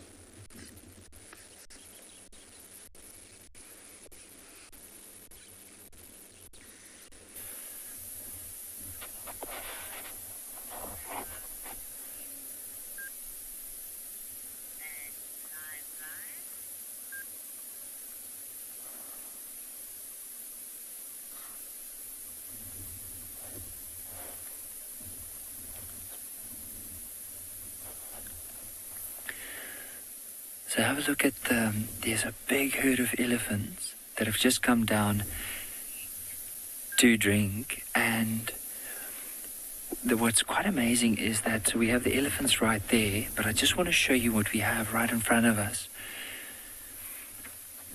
So from just where these elephants are, just in front of us here, you'll notice there's the lioness. Now she's not too fussed with the elephants being there, but they came from the northern side and they are heading down towards her. So they were drinking there. So like from here on, it's going to be interesting to see where are they going to go. Are they going to come down straight to where this lioness is with her cubs, or are they going to change direction and head in the opposite way? You can see she's not too fussed with them being there. And she's just using this again as a vantage point, because we basically have the same vantage point as her. So now, if we head back towards where these elephants are, you'll notice, just have a look at our view that we have from here. And that is why she decided to come and lie down here. We'll head back towards where they are.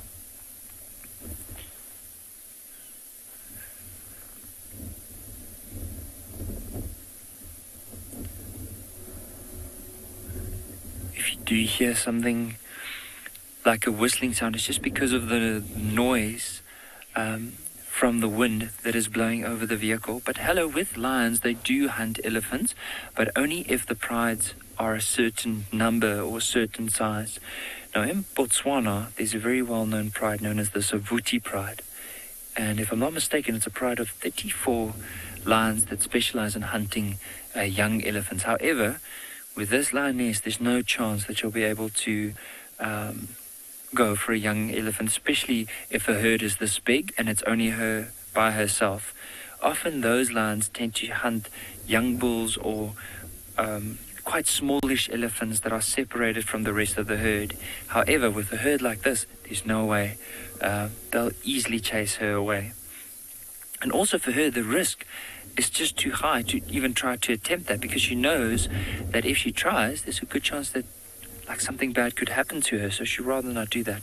She's also focusing, there's a herd of impala that's come down to drink, just left of where those elephants are. There might be a branch or two in the way, but see, there's a puddle there, or a section of the water that formed an island, and there's some impala, and she's actually looking at them, probably waiting or hoping that they would move in this direction. Now the elephants, some of them have finished drinking, and they are heading away.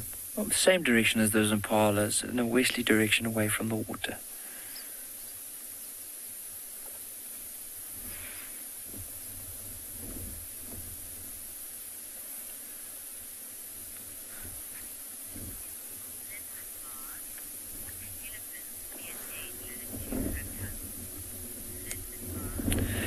Linma, they could be a danger. So if, let's imagine this whole herd had to change direction and they headed straight towards her. Because of the youngsters that are there, if there's a fright, they might even stampede. If there's, if the mothers fear that those cubs could be a danger to their calves, then they would attack those youngsters. However, in general, the elephants are just going to try and get away from these lions, or probably just try and move away. So the chances are more likely that if something had to happen, that the elephants get a fright, is that the cubs are more inclined to be trampled than necessarily be attacked by those elephants. So what this mother will do is immediately, if those elephants had to come this way, she'll grab them and basically move them into a really dense bush or away from these elephants, or even downwind from them, so the elephants don't pick up their scent.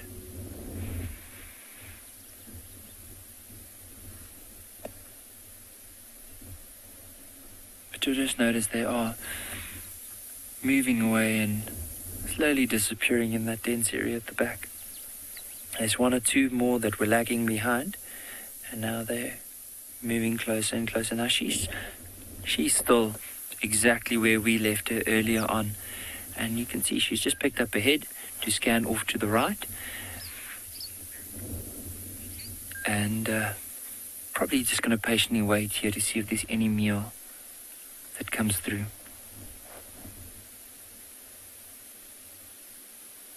Good luck to the lioness, but again, you never, know what predators may do, and not once they have taken baby elephants or baby rhinos as prey. Now, I came on an area just to scan, just like that lioness, to see if possibly I would see some pockets of the migration, and I found myself some wildebeests and some zebras. Now, the migration is still on, but of course, depending on where the big herds are, you'll get big herds in a particular area and small pockets or smaller herds in scattered directions, but all of them having a general clockwise movement. That's the general movement of the migration annually. They just go like a clock. You may get like a herd that I have here of about 100.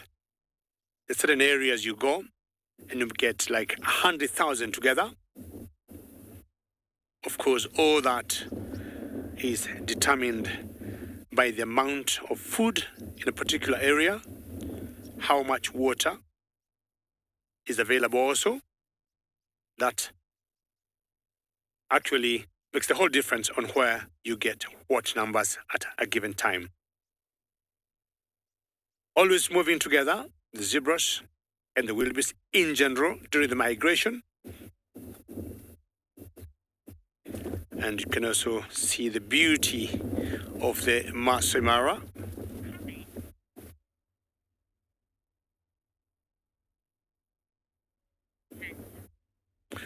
Central Power, you're saying this is absolute perfection. Yes, I agree with you. And in the Mara or in any other African wilderness spot you are in, you do not have necessarily to see, the cat or any other predators, but just coming to a place like this and seeing the vegetation or both fauna and flora, I think it's very refreshing. Way down there, I think you can see giraffes, but it's way, way, way down, but quite far. And the big tree line you see there, that is the Mara River, and that's where Isaac is. You notice these animals currently, they're feeding and stopping. I think they must have had a lot to feed on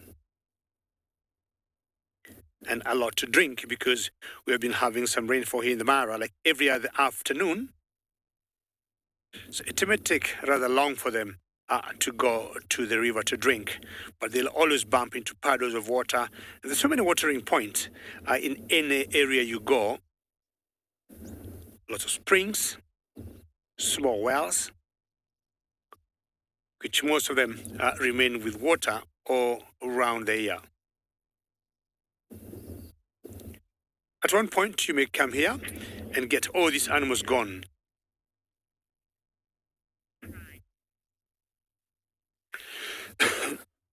Dina, it's a very good question, and you're asking whether we may be lucky to see the sausage tree parade again. Possibly, I would say a big yes, because the Mara is huge. I mean, we're talking about 1,500 square kilometers, but knowing that the sausage tree parade have its territory, and lions are very territorial, we got good chances of seeing it again. But now, Dina, let me show you a unicorn eland here.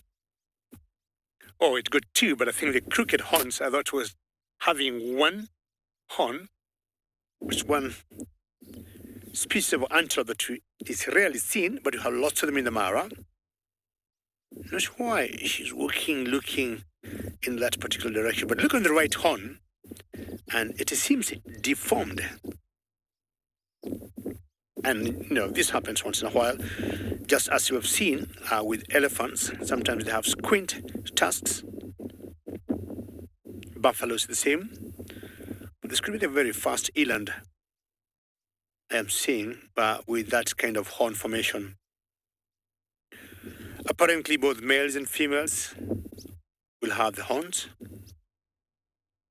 I'm not sure why she's alone there. If she's trying to catch up with the other herd somewhere down.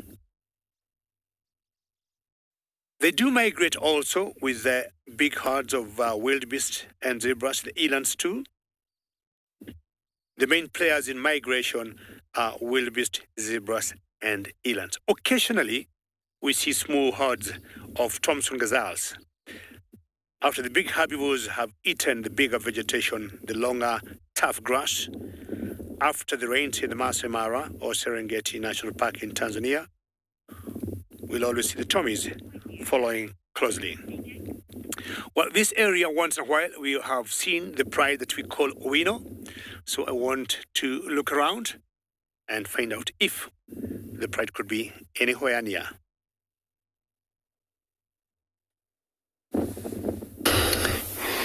Right, so what we discover here, I know earlier we were talking about the anteater we have in the area, and a lot of time many of the holes like this would be dug by them. As you can see there, it looks like a beautiful holes. When the reason they do that, this is not actually, looks like it's not pretty active when I look at it. Could be when maybe the leopard want to hide the puppy or the cubs, which is actually very good for that. Also, lizard can hide in there, and whoever, could be an owl, can use this hole now because it just remain open for everyone. But it's made by an aardvark. And this is during a surge, search around for ants, which they would eat any type of ants. And they were designed with very long, prehensile tongue, and it's rich in glued, which is, it's amazing seeing that creature sticking out that tongue, trying to, collect all ants that are available in the holes. So finally, we actually travel far up. And here we're uphill, where now the soil, it's very soft. It looks like they're more likely to hunt during the night in this type of soil, which enable them to dig pretty much smooth. I understand that they're well developed with these very, strong nails they got, a little creature. But, very hard to see them. A lot of time we come across their tracks, which I was hoping this morning if we could come across one of their tracks, we'll actually share that kind of a shape of their tracks, what it look like. But, difficult to find them. They're actually active very midnight. And, this is what are happening here. So we'll leave it be and move on.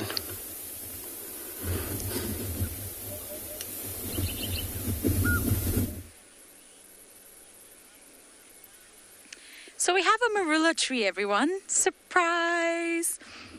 I knew you would all love that. Oh wait, is that a leopard's tail coming up? Oh, it is.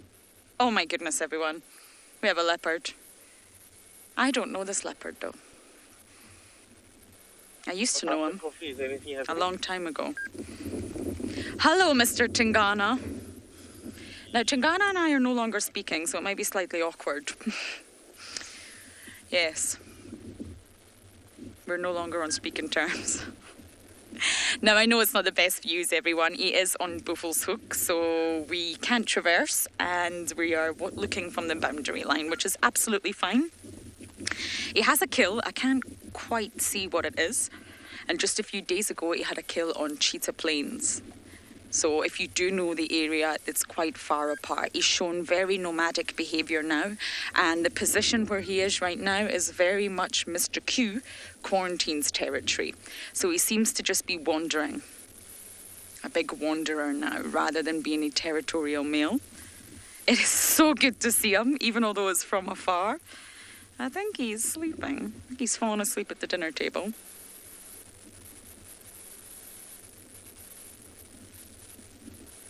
Many of you worry about Tingana. He's absolutely fine. It's normal for a male leopard of his age, 14 years old, to start to become nomadic.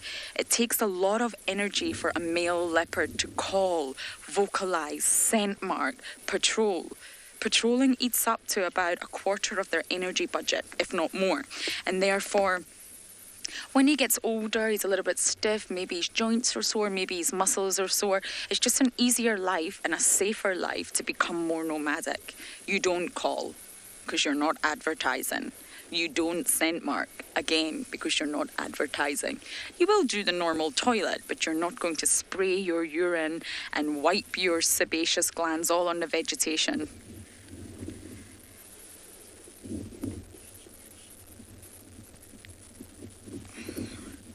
Safari lad, these are the questions that I find the most difficult. I've been here 2 years now from the Masai Mara and Juma, and what encounter do I cherish the most? I can never think of any. I've had so many wonderful sightings with Hosanna, so many wonderful sightings with this big sausage in the tree known as Tingana, Tlalamba. In the Mara, I had the most incredible sighting with Manu when we were waiting at the base of a tree. We knew it was a leopard's kill, but we didn't actually know which leopard or if the leopard was going to return. And a mother and son returned together. Tandy's cubs, seeing Tandy's little precious fur balls. Oh, it's a really tricky one. But I have to say, I do enjoy seeing Tingana with his offspring. I enjoyed watching Tingana and Hosanna interact because father and son, there was very little aggression. This leopard here tolerated his son like no other. Hosanna always followed his father. He was a curious cat who wanted to spend time with other leopards. And I enjoyed watching that bond. Tingana would snarl, but it was not aggression. And I think I love to see the interactions between Kalamba and her father. He's very gentle towards her. He's aware that both Hosanna and Kalamba are his offspring. He doesn't need to be aggressive to them. He doesn't need to harm them. It's his bloodline. He's actually got to take care of them.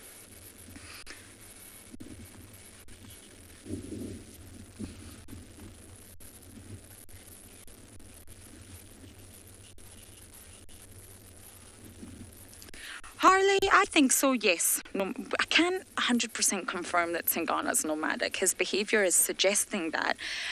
But I've not spent time with this cat in so long that I couldn't possibly say whether he's acting territorial or not. But let's just say he is going nomadic. Yes, he will get the chance to sneakily breed.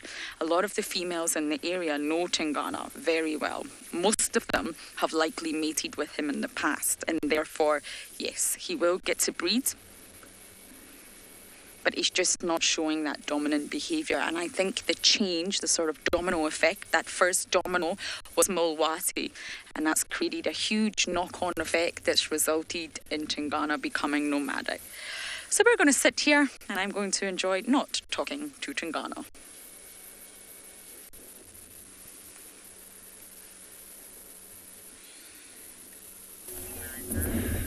This lioness hasn't decided to move at all. She's just been lying down patiently, scanning to see if there's anything around this waterhole that will come down. But the hippos have been quite a sight to see. They've been moving around, and like often you'll just hear them popping out of the water to breathe, and then just hear that woo. So we're going to try and see if we can maybe see them coming up again. So they were just here behind us. Now, I can see the one's head coming out of the water. The other one was, I could only see two. There might be more, but let's just give it some time because the other one might even pop out. Now, when they go under the water, they can stay as long as 6 minutes before they have to come up and breathe again.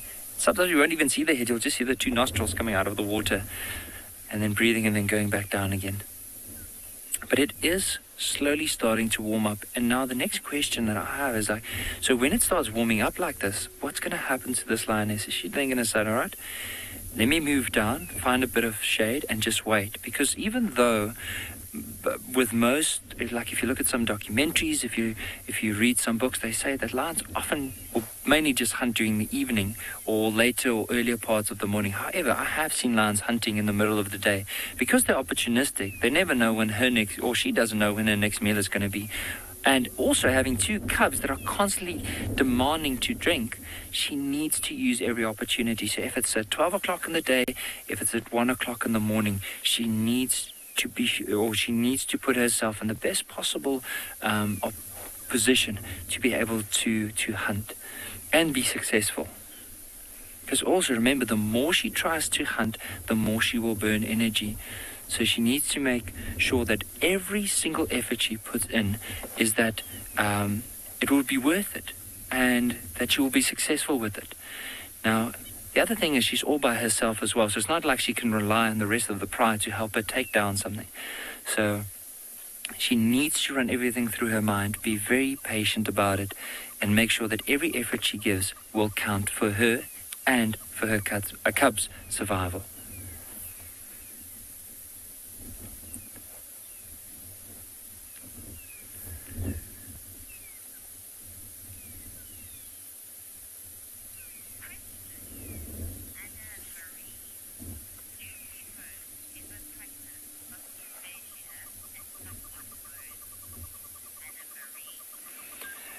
Anna-Marie, that's a really good question. To be honest, I'm not too sure if they will chew on bones, but what I do know, though, is that sometimes, because osteophagia is often what you find within something like giraffes. You'll find it with nyala, kudu, and it's often that if there's a nutrient deficiency within whatever they're feeding, especially phosphorus and calcium, and then they'll start chewing the bones. However, hippos, whenever they have a nutrient deficiency, will eat sand. So you'll often see them like lying down against the bank of a river and then gnawing on the side of the riverbed and basically eating sand in order to replace that. However, I'll definitely have to find out, because I mean, they probably would be able to chew a bone, but I don't think I've ever read about it or heard about it. But let me try and figure out and find out a bit more about it.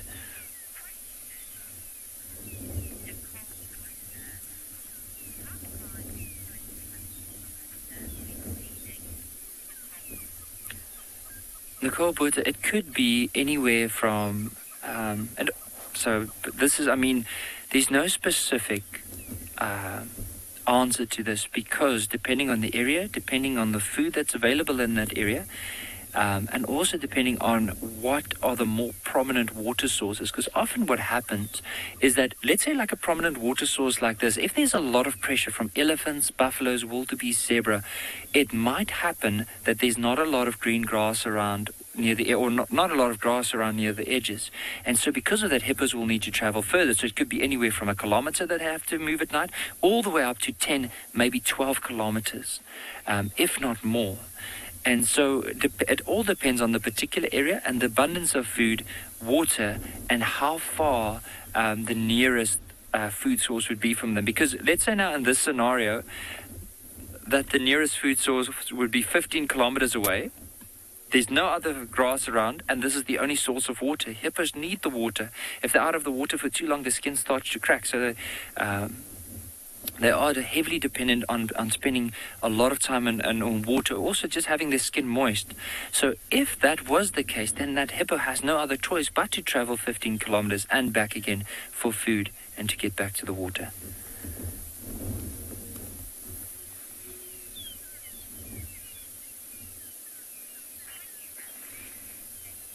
But what I might just do from here, myself and Gert, is if this lioness is not moving, we'll leave her be. Maybe even this afternoon we'll come back and spend some more time with her and see if she's been successful or if she's still going to be lying down in the area. But if she's not getting anywhere pretty soon, we'll just leave her from here. My leopard is moving. Well, he's standing up. I'm trying to get a view. The who is very little left, actually, very little. I wonder if this was Tingana's kill. There's really not much meat left. And from the hooves, it looks either like a steenbok or an impala. Now, we're quite far away. We're a good 50 meters away from this sighting. So it's very, very tricky to tell. And unfortunately, the sun is not bursting through. But Tingana looks magnificent, and I know all of us care about this cat, and he's quite a legend in the area for many different reasons. He first came here, and Tingana means shy. He was named because of his behaviour. He was skittish and he was shy, and look how far we've all come with Tingana. He's so mighty, he's so fine, he's still in great condition, he's strong, and he's produced some incredible offspring in the area. He's a very large leopard. He's bigger than Hukamuri. But I'm not too sure about his size next to Mulwati. I've never seen them together, but Mulwati is also a very big leopard.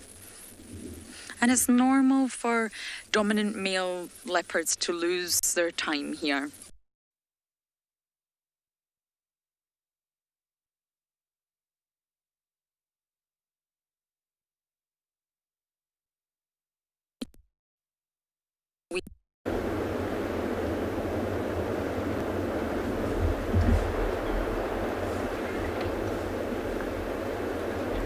Our big monster crocodile is still resting here. It looks like he is really loving that rocking motion that he's getting. I'm still baffled and confused on how he's able to do that. It seems like, he's on top of a log or maybe a rock, half of his body, and so the water is able to move him. It's very unusual. I've never seen that. And it's not only him, even the other one, which we'll be sharing shortly, is doing that. Maybe it's a dancing morning for the crocodiles. Is he still doing the same, James? Do we still see him doing that? Yes.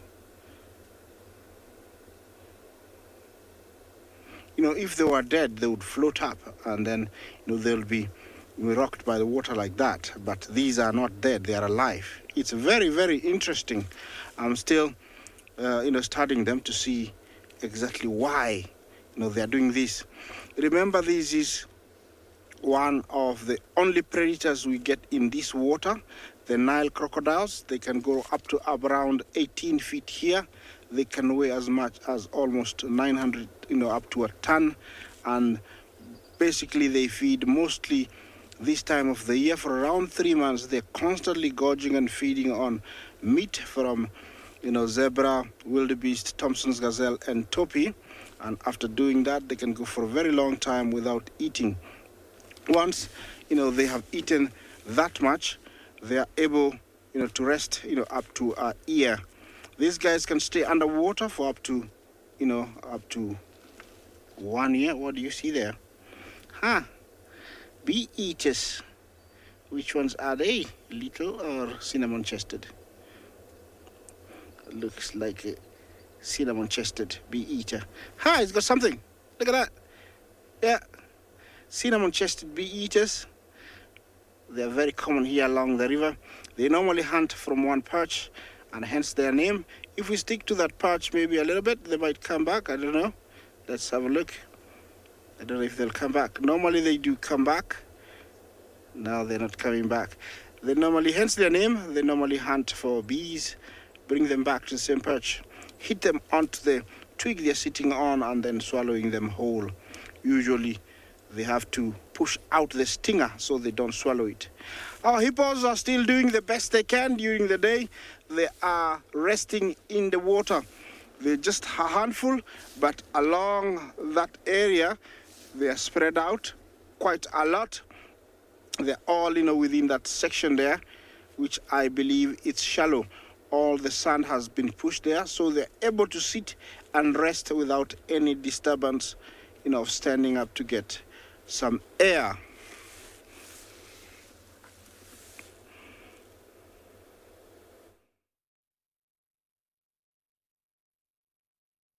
Alrighty, looky what we have here. And gemsbok was other people also know it as oryx, southern oryx, with its beautiful black and white face being displayed. A very easy animal to recognize. Oh, I saw something and veered off there, but very long horns and that horse-like tail. Very easy to recognize this stunning antelope.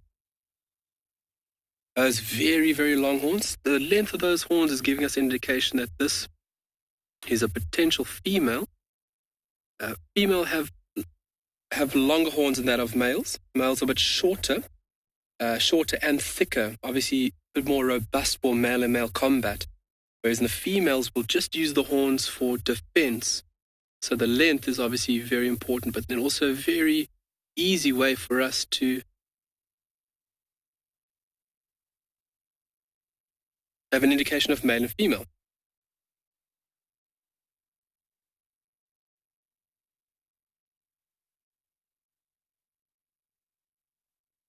I think this individual has just been split from the group, because you normally find females in groups.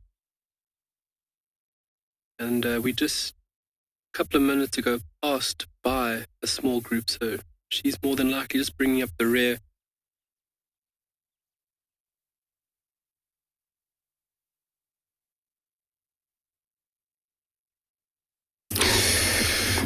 It's beautiful oryx, beautiful antelope. So here on our bushwalk this morning, this is what we discover here in this very tree. It's called black monkey orange. So black monk orange, it's popular trees around here, which of course bear fruit to the edible fruit, which is now, of course, it's unripe. As you can see, the color of it. Usually it turns very yellow when it's ripe. But you see, if you smash open that, once it's yellow, inside it's yellow, a little round fruit, but not only one, there are a few of them there. But, a very tasty, like different to orange. I wouldn't compare that to orange, but it's very much different taste. Where older days, they used to go in the bush, mother collect these fruits, bring them back, and they all put them together to ripe. Because now they have to work on it later, a week later, smash all of them, separate the whole small fruit, as it's rich in juice, and put amount of water. Now it's the only fruit, the shell, forget about it, you already thrown it away. Then you squash the juices and then separate this little unusable full stone that the juice just come out of it, and you separate away. And then of course you can make juice to drink, homemade juices. And then this fruit that you just separated them away, right?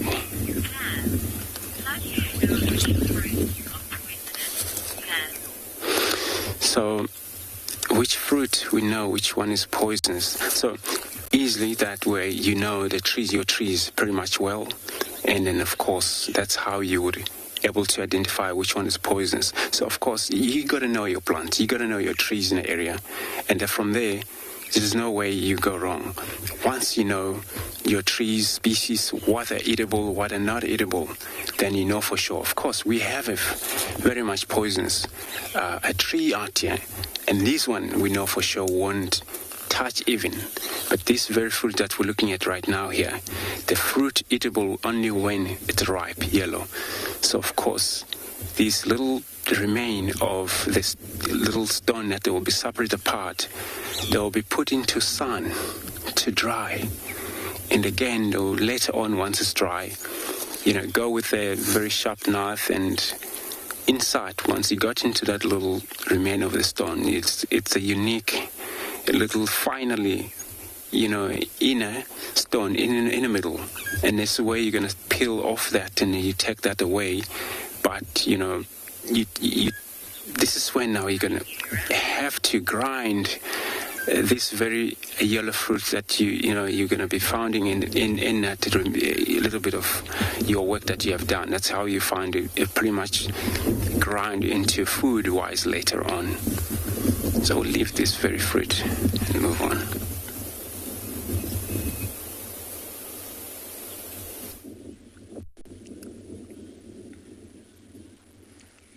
Chingana's fallen asleep.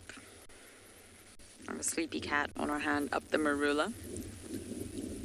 What an exhausting morning it's been. All the predators are around, but I have to say it's really fantastic to see him. Now, we was on Juma recently. I think Trishala had him and Andrew had him. So he still will pop into Juma, but his behaviour's not territorial in Juma anymore. If you're a territorial male leopard, you will frequent the area that is your territory, especially after the rains, but you have to keep your scent fresh. That's the way that you are communicating to other leopards, males and females. You're letting them know, this is my area. So if he lets that fade and he lets the scent sort of disappear, then no one's going to know that it's his area. So he's definitely not scent marking the way he used to anymore in Juma, and that's what's leading us to think that he's more nomadic.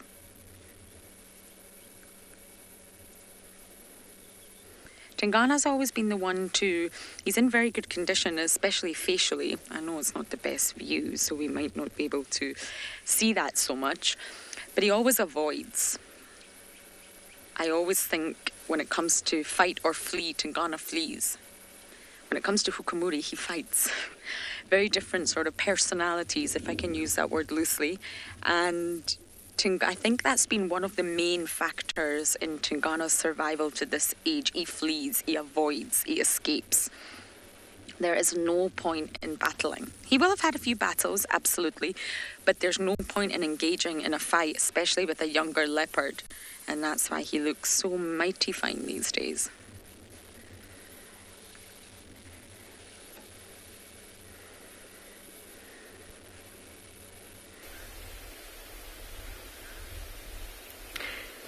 Welcome to and Beyond Prinda Private Game Reserve.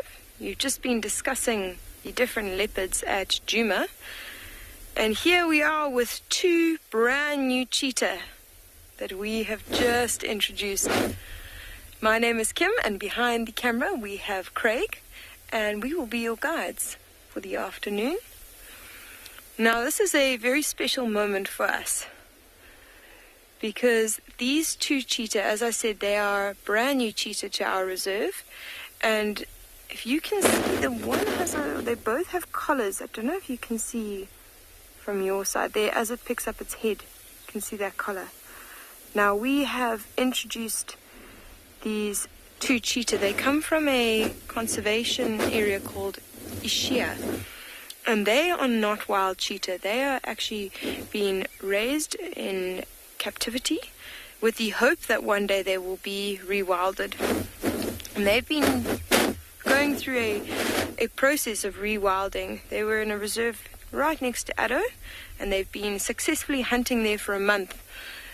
Lucky for them, there's only one pride of lion that they need to be careful of at that reserve. And now we've got the ultimate test by introducing them to reserves such as and Beyond Prinda.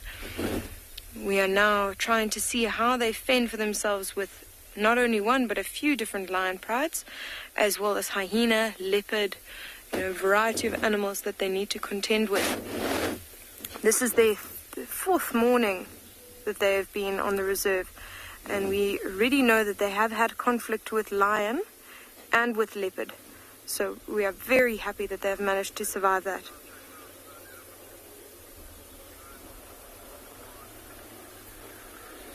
Lemon drops, I'm not entirely sure on the exact success rate that we have for rewilding. We know that it has been done before.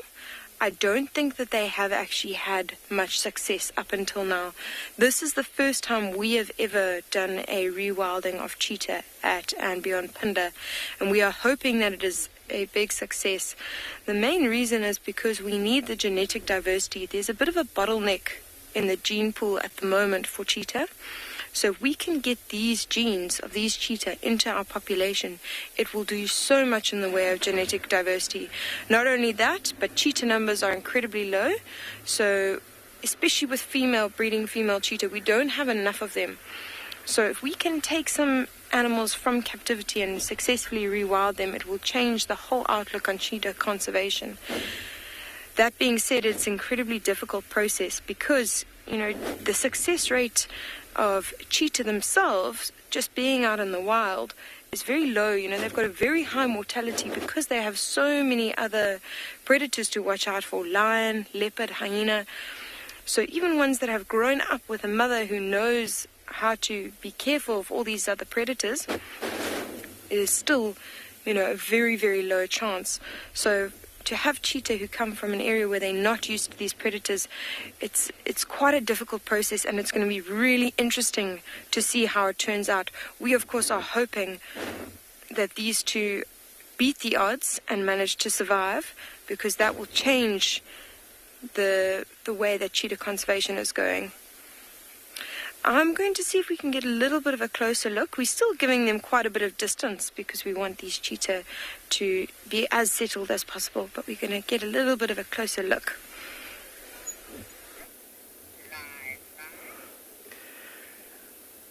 Our dear viewers, you're welcome back to our Jackal's Den. Over the past 2 days, we first found this Jackal pub, 2 days ago. We came back yesterday, and they were very playful and happy, just exploring around their den. For the first day, we only found one pub, And actually we thought she was the only one. Then yesterday morning, we found all the three of them together, and really very cute. And it's something that I've been really keeping a keen eye on. You know, life is very difficult out here, especially for babies. And 24 hours or 12 hours is quite a long time. Anything can happen. So I've been really committed and want to keep an eye on, see what is...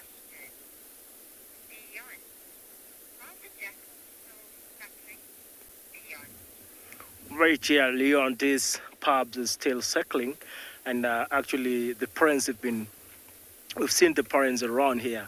You know, jackals remain dependent or to their parents until they're about 6 months old.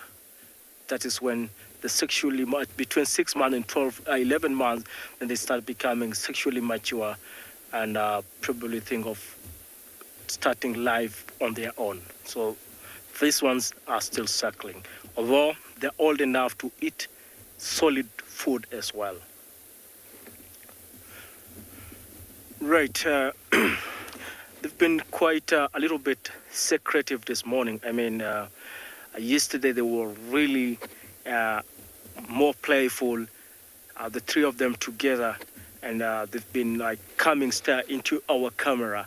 Like, unlike today where these guys kind of a bit shy, and you know, to the left, that is where the den is. That's some termite mound over there.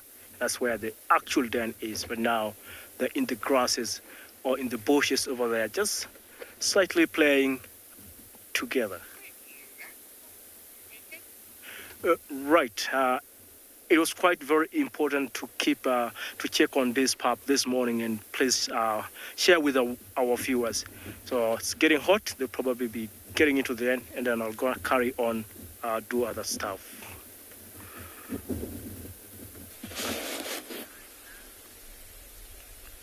So we've got a bit of a better view now. You can see actually how gorgeous these two cheetah are from this angle. They're lying right out in the open. And what's really promising to see is the exact position that they've set up now. You can see that they've got their backs to each other.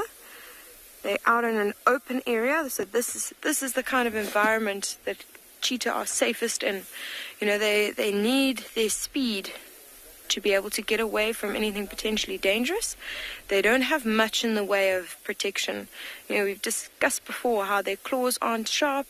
They've got those tiny heads, very small teeth, so not much to protect themselves. So they need to be able to spot a predator before it gets close enough that they have to defend themselves, and then they can use their speed to get away. So exactly like they're doing now, they're out in the open where they've got a good vantage point.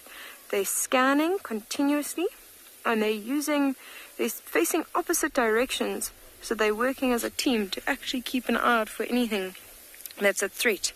And that is really promising behavior to see from these cheetah. It's exactly the kind of behavior we would expect from wild cheetah that have grown up in a big 5-game reserve such as this. Now that one walking off to the right, it looks a bit bigger to me. There we go, it is the male. So the males are slightly bigger, and then off to the left is his sister. It's a female.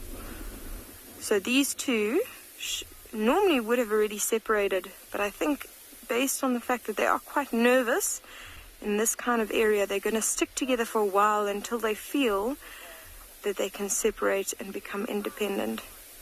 You can see that on the back of the neck it's very fluffy. They've still got a lot of hair. The hair is quite long, and that's going to fade with age. So as they get older, it's going to become shorter and shorter, and then eventually it's going to be the same length hair as the rest of their bodies. So these two are about 2 years old. Now, apparently they did make a kill last night. If I'm looking at their back legs, Linma,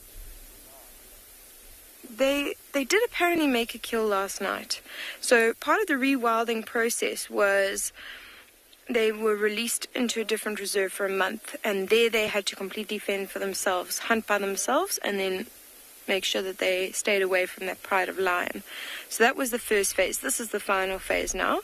And as I said, apparently they were in a drainage line for quite a period of time, from yesterday evening to this morning, and they do think that they managed to make a kill. If I'm looking at the back legs though, the belly right by the back legs, you can see it's quite sunken in, so they don't look well fed to me. You can see that the bones are sticking out a bit, so I don't know if they did manage to make a kill. It might have been something quite small. Just before we got here, apparently that female went after some warthog. Now, typically cheetah don't hunt warthog. Warthog have those very large tusks, and they can do quite a bit of injury to the legs of the cheetah, and cheetah requiring those legs to gain those speeds that they need to actually catch their prey. It's a very risky animal for them to hunt. So that is something that they're going to have to learn with time and experience. What I heard is that she was very, very close to catching a piglet. So it is looking promising, and I'm sure they will make a kill in the next few days.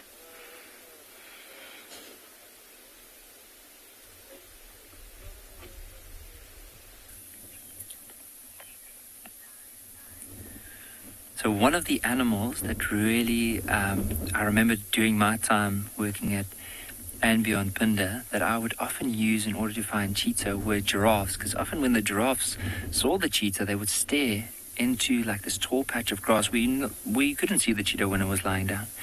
But here at Beyond Ngala, you can also sometimes use that, but have a look at what these ones are doing at the moment. So it looks like it might be a couple of males, and you can see how they are pulling and feeding off that tree right in front of us.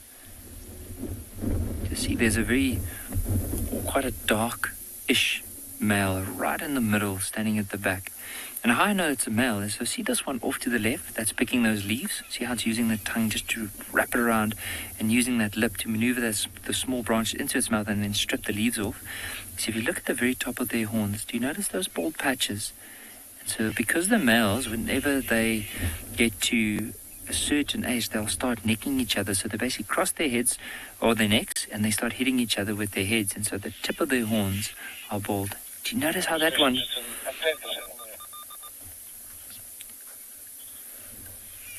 How that one just... stripped that...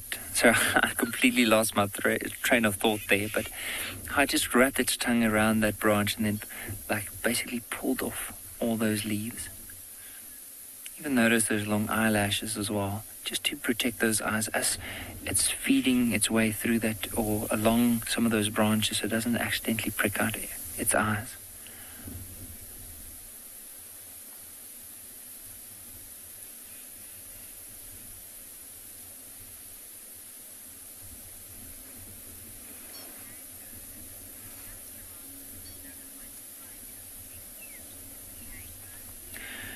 Tango, they can, definitely. I have seen some really hard giraffe fights where sometimes because what they do is they basically try to hit each other off their feet. And if a giraffe manages to do that, or let's say he hits the other giraffe in such a way that it falls over, that fall with that whiplash can easily break the neck of that other giraffe. And then once the other giraffe is down, you sometimes even find it where that bull will then try and trample or step on the head of that other giraffe and kill it. So you do see, those are some of the experiences that I've seen with giraffes. They can be quite brutal, especially when it comes to fights. And even imagine if they do neck each other, it literally sounds like gunshots going off when that horns hits the back rump or the neck of another giraffe. Now imagine if that head is just placed in the wrong spot when they do that. I'm sure they'll be able to kill each other. So look at what this one is doing now. Do you see how it's lowering its head, moving right next to the other one? So that's basically what they'll do when they start necking. Okay, but now, let me just see what he's up to. So they'll move right next to one another, and then you'll see the one will lower his head and try to neck the other one. But this one doesn't want to have any of it.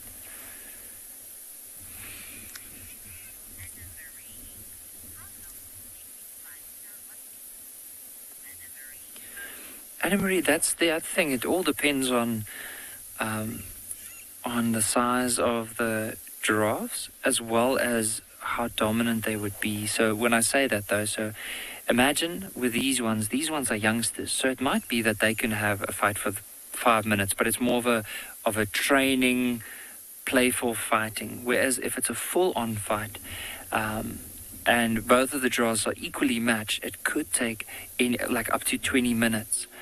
Possibly even longer, but normally when they get to that stage, if that's that long, it's the one will then turn around and start running off. Sometimes with males, it might not even last 5 minutes because the other male is so dominant, so strong. After a couple of hits, the other one turns around and starts running off.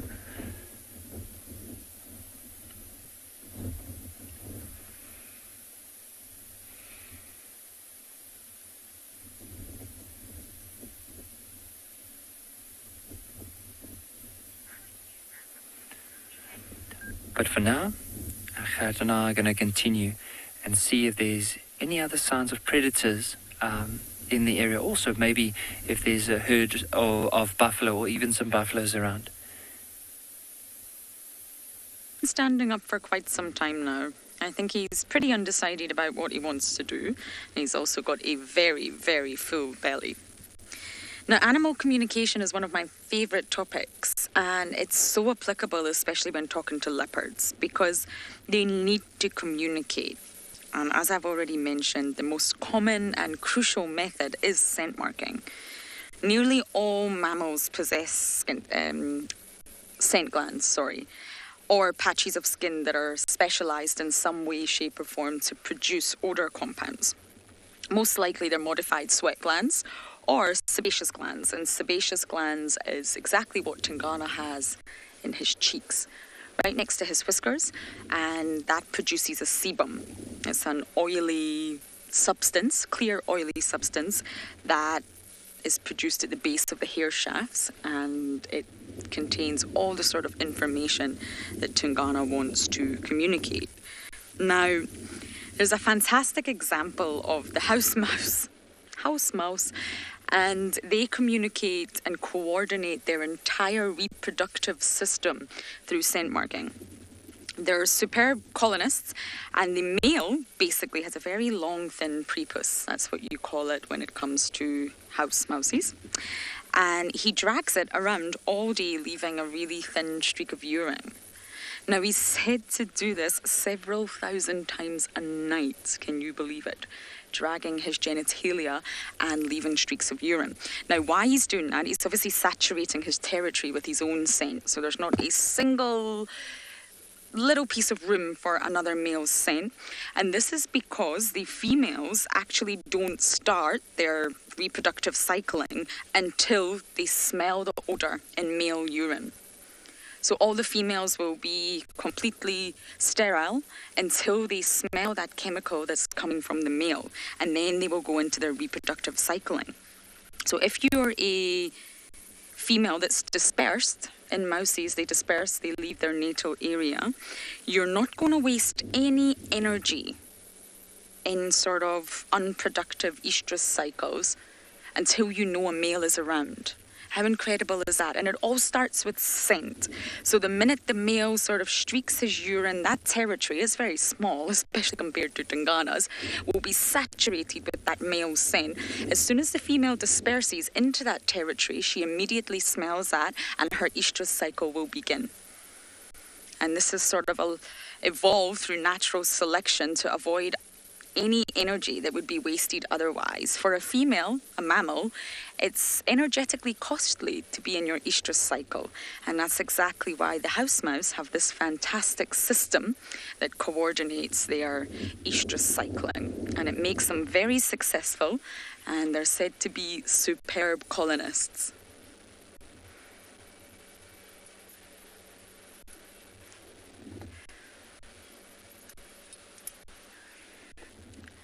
Sorry, we're just waving another vehicle by.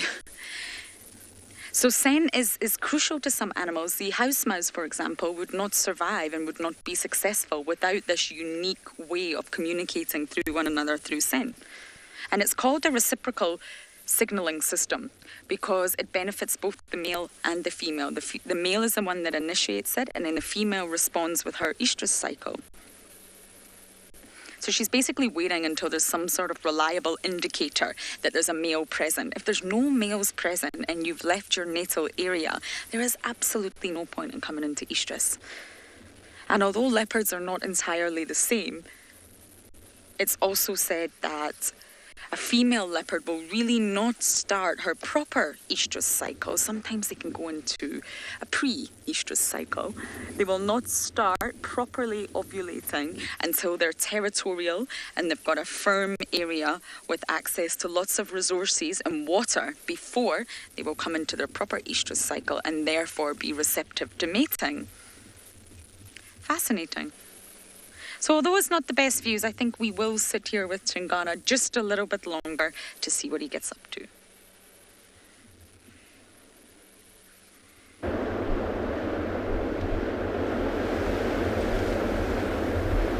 Yeah, we're still here at the river, and our crocodile seems to have gotten enough of the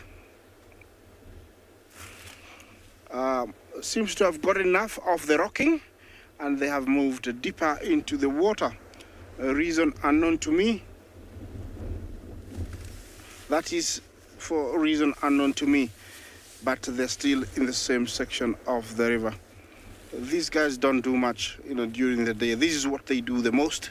They just stick to one area as much as possible, and especially if there's no disturbance, they don't need to go anywhere. They just, can stay there without any issues. It is said that they can, live up to around 80 years. I doubt if they do that here because conditions are very tough and competition is very, very high. Yeah, I've seen fights where they use their heads to bat each other, and we never see the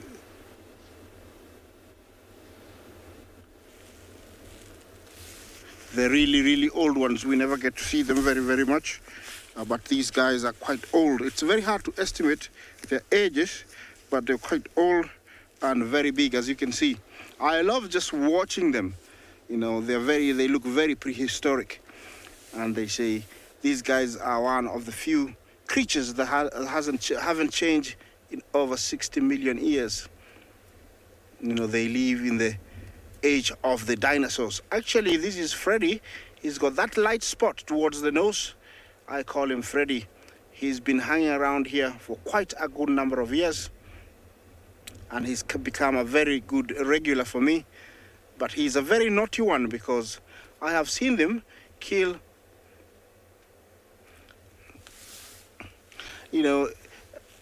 I have seen him get wildebeest and toppy and hold on to their onto the mouth and then release them without eating. Yeah, while we enjoy watching him, let's see and experience what has happened along the river in the last few weeks.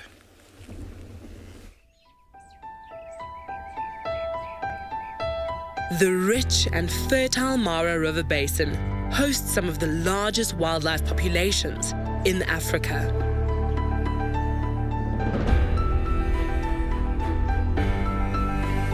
This waterway is crucial to the largest migration of land mammals on the planet, often referred to as the river of life and death.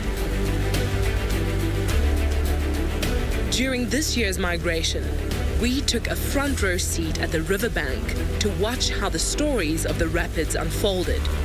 Huge hulking herds of bearded gnu's hurl themselves into the muddy depths.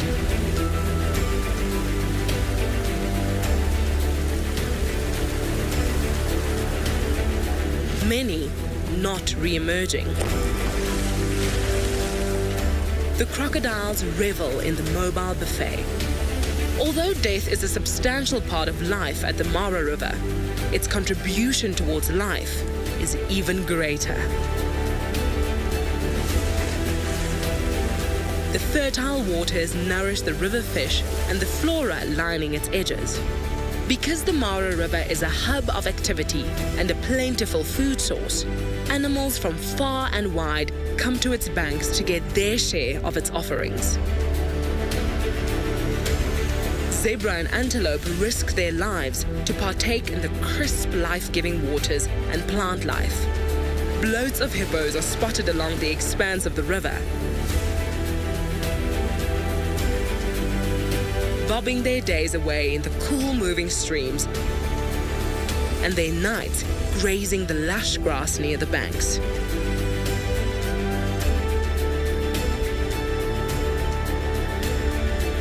A diverse mix of bird life is attracted to the abundance of smaller prey, many walking the river's edge and picking off insects, frogs and fish.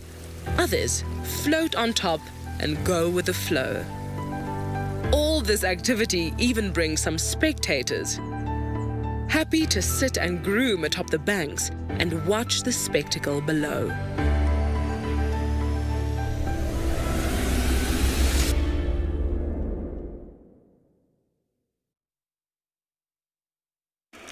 It is amazing to see how much life can be along the river, from the birds to the lions, to the hippos, to the crocodiles, even the fishes that we don't see.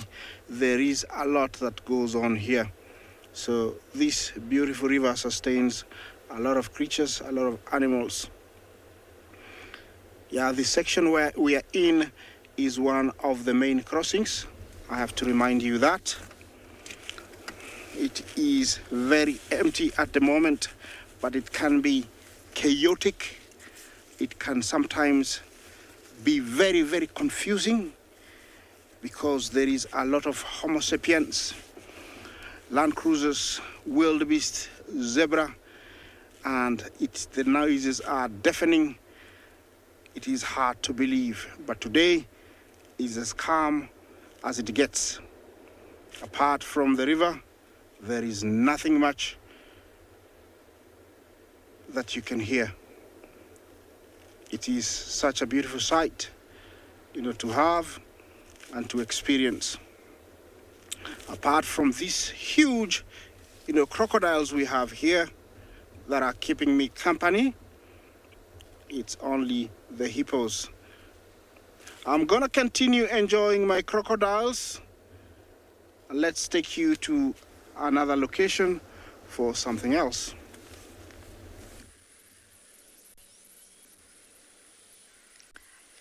River cruises are some of my favourite things to do. Obviously not when there's water, but when there's no water. Now, we may not stay with Tingana the entire time. You can see how far away he actually is. Oh, well spotted, Theo. Well, hello there. I wonder why there's a hyena here. What could he possibly want? I don't know. Hoping that Tingana drops his breakfast, I'm sure. Now, there's apparently some hyena action going on in the Mawasi, and they're wondering if the dogs are maybe around. It's been very, very dramatic this morning, dogs versus hyenas. So we may leave Tingana in a bit and go check out if we can either see the dogs again or at least get some more views of the hyenas. The cubs ran inside rather quick today due to the fact that there was dogs. Hyenas will follow dogs, but they don't want to be noticed. They don't want it to be known that they're following the dogs, especially not when you've got such a large pack of fast, nimble animals with very powerful teeth. And they could really, really injure the hyena, especially when there's so many of them.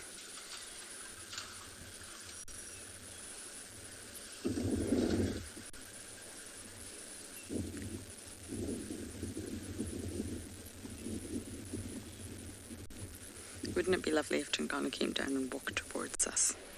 I'd quite like to see how he's walking. But he knows exactly how to navigate this landscape. Tingana's been here a long time. He knows who to avoid.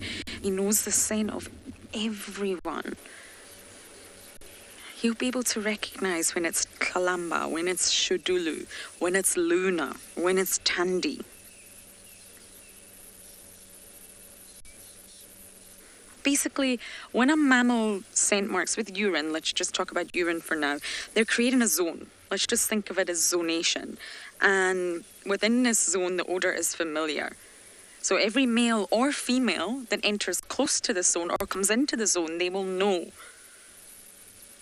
They will know exactly whose zone that is. And although territories shift, they're not a box with straight lines. Of course, it's going to move, but the sort of zonation aspect of it will stay the same. And it's not just for others to recognize that it's Tingana's zone. It's also for Tingana, especially at nighttime when there's very little light. And although they can see in the dark, they're not relying on vision in the dark. Zonation, using chemical cues, will also help these animals recognize home. This is home. It's like their own internal GPS, if you like. And it doesn't act like an absolute odor fence. And much strength in that. Just because Tingana's scent is very strong along Buffelshoek cut line, for example, that doesn't mean that no other male leopard is going to cross Buffelshoek cut line. They will, but they'll have an awareness. Oh, there's another male leopard here called Tingana. I better be careful. So it's not a complete fence, but scientific studies say that the odor cues do tend to slow an intruder down, and they tend to make an intruder nervous. So for the likes of Hukamuri maybe coming to quarantine back in the day, knowing that quarantine belonged to Tingana, he's still going to cross that odor fence, and I use that term loosely, but he's going to know, he's going to be aware that Tingana's around. And that's how they navigate, and I just find that so fascinating because humans do not have that capability. So I'm not sure, should I stay or should I go? I think I'm going to sit and make that decision.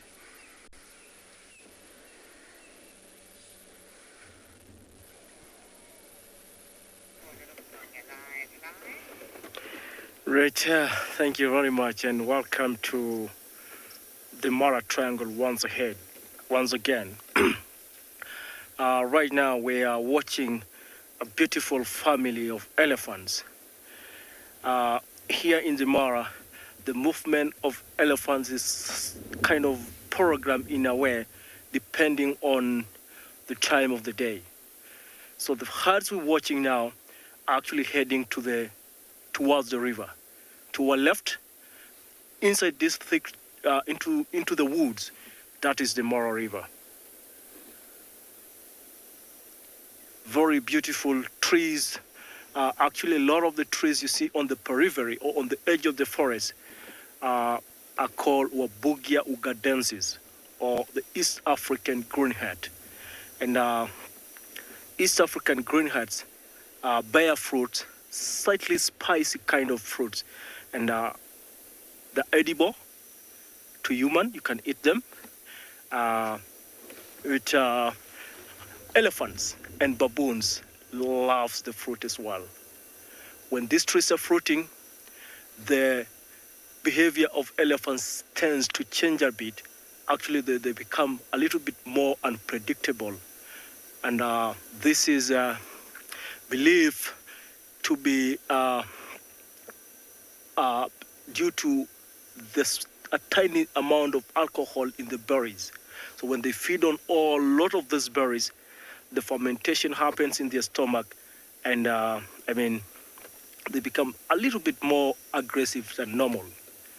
And I remember when we were growing up, anytime these trees were fruiting, my grandfather will always warn us, like, be careful with the elephants during this time because they are a little bit more unpredictable. Back to the herds of elephants. Right, our beautiful herd of elephants will soon be disappearing in the woods. And look at the background, beautiful Olololo escarpment.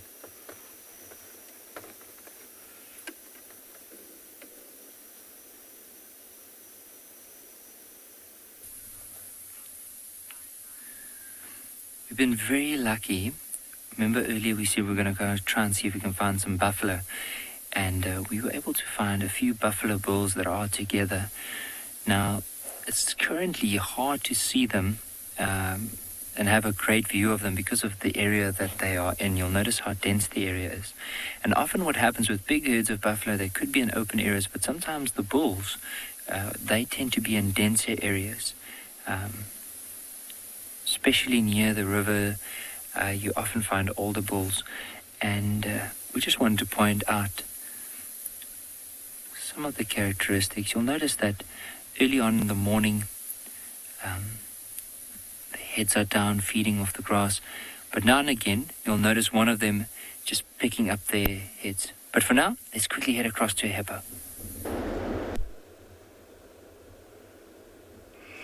Look what we have here. Our late Kama. I don't know what happened. Maybe he went to check on new territory where he could start a new pod. That is a male, and it is very late indeed. 10:30 is very late, but he is in a hurry to get home. The birds on top of him are oxpeckers, and they're cleaning ticks that he might have picked on his way here. That is how they walk. The head almost touching the ground. It helps feel the ground and also make sure that the ground they are walking on is even. Mind you, those short legs can move, my friend. They can, when they move, they look like a robot. They move very, very fast, catching top speeds of up to 30 kilometers an hour. So they are very, very, very fast. He looks like he's very relaxed, nothing to worry about. And he's going to his pod. I don't think he's the dominant one. Usually more dominant ones stick to their ground, to stick to their pods. They're always early back to their spot. So he might be a male that is tolerated. And like I said earlier, maybe he's in search of new territory. Where he's walking, I don't think is as rocky as what we see there. It's a path that he's been walking on, or they walk on to leave the water. And definitely he's a male. When I look on his face, I can see there's some protrusion or some swelling.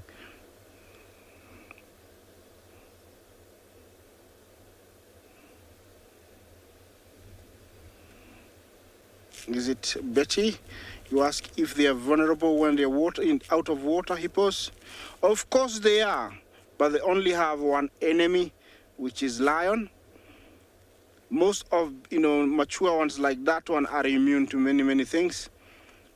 Only lions. Yes, they are vulnerable, but they're very careful, and none of the predators usually go for them directly. They are too big and too much of an effort to bring down, so they are left alone unless, conditions change and there's nothing, then big prides of lions might join powers to bring down these big pachyderms. Yeah, he's heading towards where the wildebeest cross. I think he's one of the hippos in that section.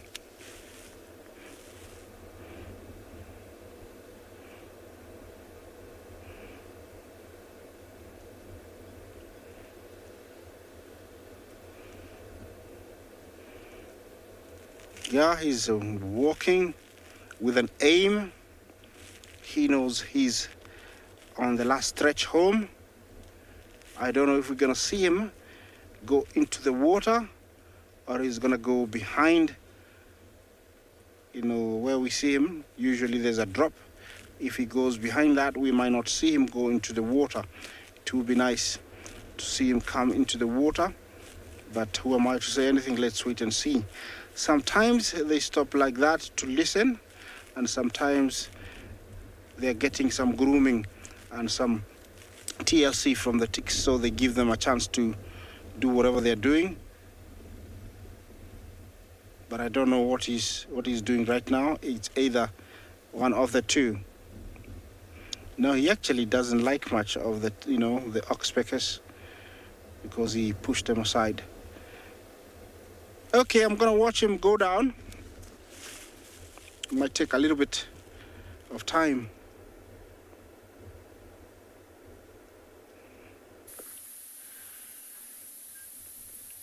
So we just wanted to have another look at this buffalo. and you can see its head's down at the moment, feeding off some grass. So for buffalo, they bulk feeders, so they need to eat quite a considerable amount of grass. And then what they do is they eventually go find a spot, lie down, they'll bring it up again, ruminate it, or like chew it, and then swallow it, like the whole process of rumination. And then later on, as it warms up, they might even head down to the water to go and drink. Now, they are very water-dependent animals, and if you were in a survival situation, the first thing you need to do is remember not to get too close to a buffalo. But the second thing is they are water-dependent, so they'll go down to water at least twice a day to go and drink, especially with some herds. So it's a really nice animal to be following, that could possibly lead you towards water. But look at his horns. You'll notice it looks like strips of bark on top of his horns, and it might be that he had an itch on the back of his boss, so that thick part of the horns is known as the boss, and maybe an itch, and so it was rubbing its head against some of the trees, and that's why we see those little fragments of bark on it.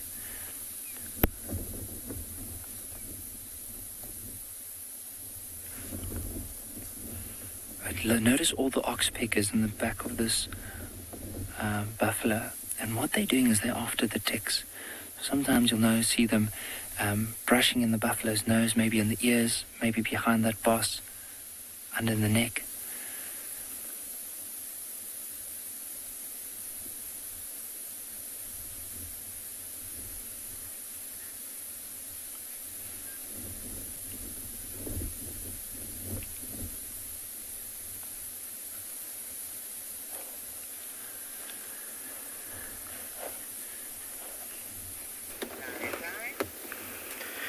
Right, you're welcome back to this very interesting scene where we are watching a family of elephants just on the edge of the Mara riverine forest. Look at that female. There's a big female here with very long, beautiful tusks. And actually, if you look at the tip of the tusk, it's somehow crisscross. Actually, that's great work. Actually, look at that. So beautiful. And apparently, they've been coming from the escarpment side, probably getting to the river. And, for the better part of the morning and maybe the night, they've been feeding on the grass. And now it's time to kind of change the menu. When they get into this riverine forest, quite a variety of different trees and that they can eat. Elephants are both browsers and they are grazers as well. And, the elephants are actually ecosystem engineers.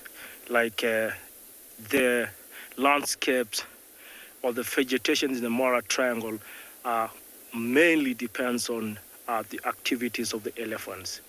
Like some years back, the Masai Mara used to be more of a woodland country, but now, due to the number of population growing, they keep on destroying trees until it is finally has been transformed into more of a savanna, a grassland.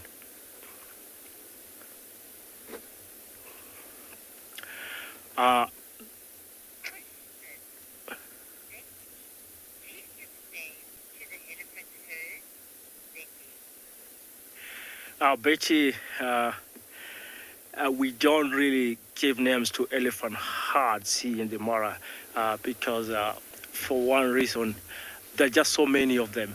And at times, they mix and you just can't keep track of which herd is this anymore.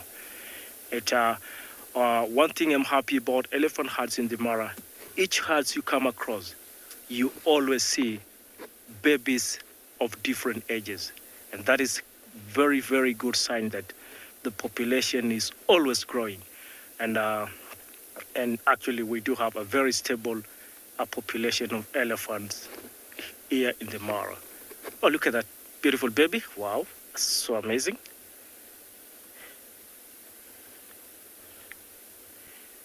She's playing with a piece of wood, dead wood. Right, elephants are very clever animals. And they've got a very, very powerful sense of memory. You see, that tiny calf or baby there, simply like trying to learn how to use her trunk.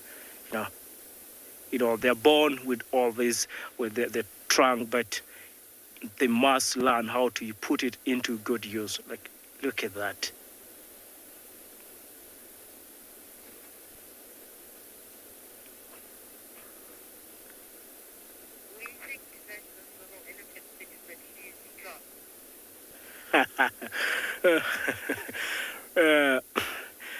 I've heard of stories where elephants get a little bit intoxicated, but I think that baby is too young to be drunk.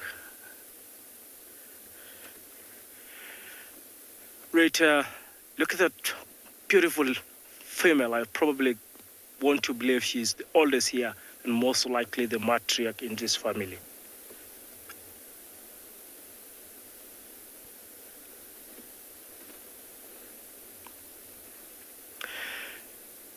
Later on in the evening, if you keenly observe or look at the movement of elephant herds in the triangle, there will be most herds will be heading the opposite direction. That means towards the escarpment.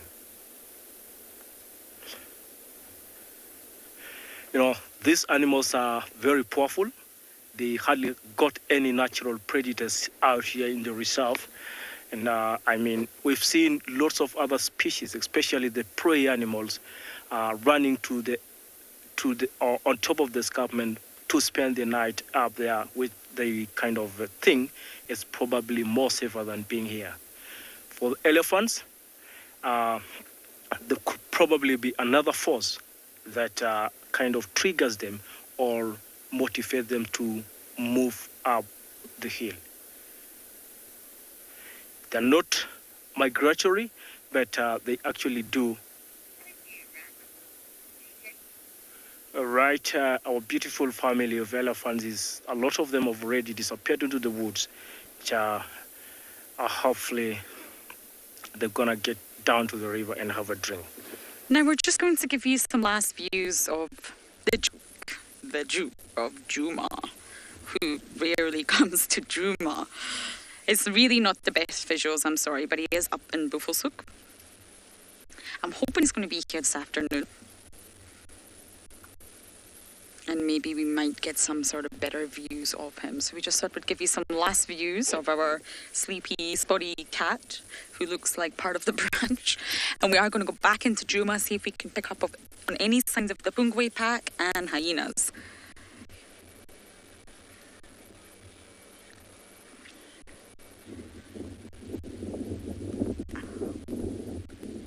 I didn't get that name. Did you get that, Theo? Nope. Someone's asking the last time Mowati was seen. Whew, I think I'd have to get FC to tell me that. We keep a record of all the sightings that we have. Popeye?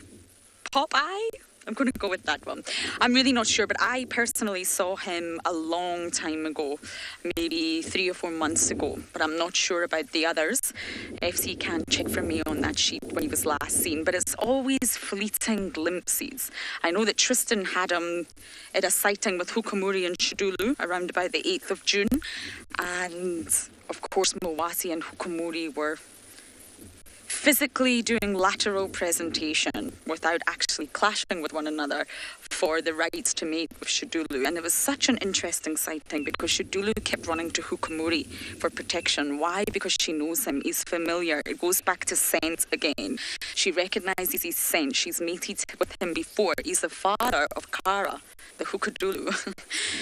And she kept running to Mowati out of familiarity. Who is this new guy? Who is this handsome but strange leopard? Mowati. She doesn't know him.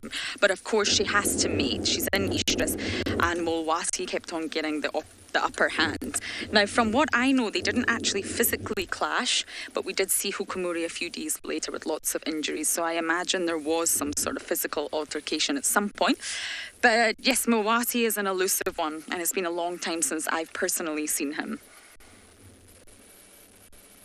Apparently his mother was skittish. She comes from the Thorny Bush area. So it's obviously been passed down to him that to be skittish of vehicles, which is rather sad for us. So goodbye, Mr. Tungana. I do hope to see you soon.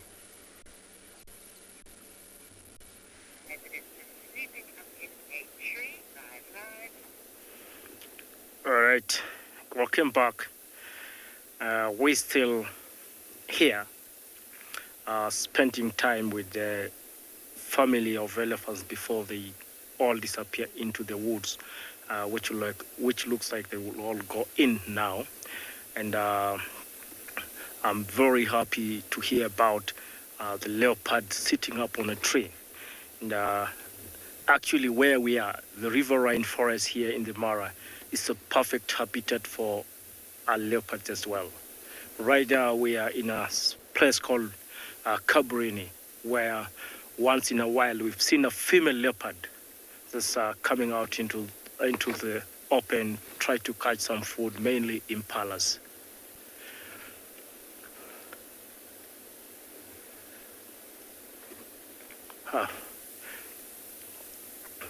Look at those elephants majestically walking. Some seems like they're a bit reluctant to get into the woods. Some already in. And I mean, elephants are very cool animals to spend time with. I mean, you don't ever get enough of this, or it's never boring watching elephants.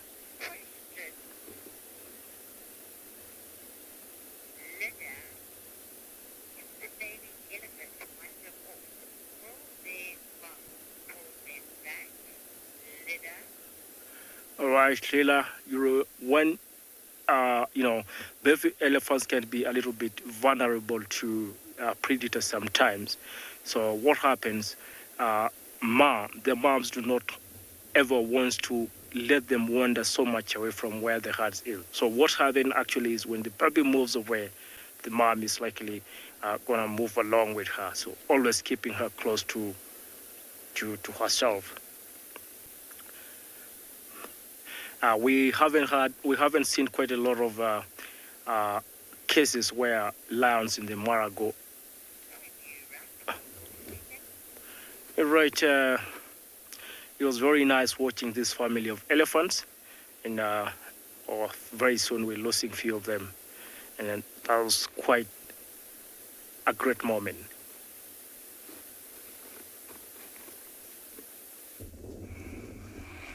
Here we are, something different away from the river.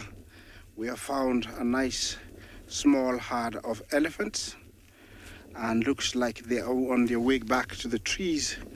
It has become a norm for elephants to get back to the bushes at this time of hour. Yeah, it's a good almost 10 plus, a beautiful, pretty small breeding herd. It's getting hot and looks like it's going to be a very hot day, and it's wise for the matriarch to lead everybody back into the bushes where it's cool and also there is water and plenty to eat. Looks like it is the mission because nobody is eating much apart from walking and heading to the trees. Lots of, old females, half-growns and calves, and a few very small ones. I think the young ones are very lucky to have been born this time of the year because there is plenty to eat and a lot of soft grass. Also, not very far, you can see we have impalas. Look at their shiny coat. It is very shiny. That is a sign of how healthy they are. It is just beautiful. And also, lots of foals born maybe about 2 weeks, 3 weeks ago. Is that mom checking for her young one? Looks like the little one is watching the elephants. Could be a few times he's seen elephants and he's really trying to get, to figure out what they are. It's really cool to see this. Also, we have waterbuck and a male impala. That is waterbuck, a female waterbuck. It's listening to us. Those huge ears can listen sounds quite far. And it's moving like a rudder. Looks like there is nothing much to worry about. So he's gone back to his business, to her business, grazing. Yeah, what's the impala up to? I don't know what he's seeing, but he's moving rather fast. Could be another male.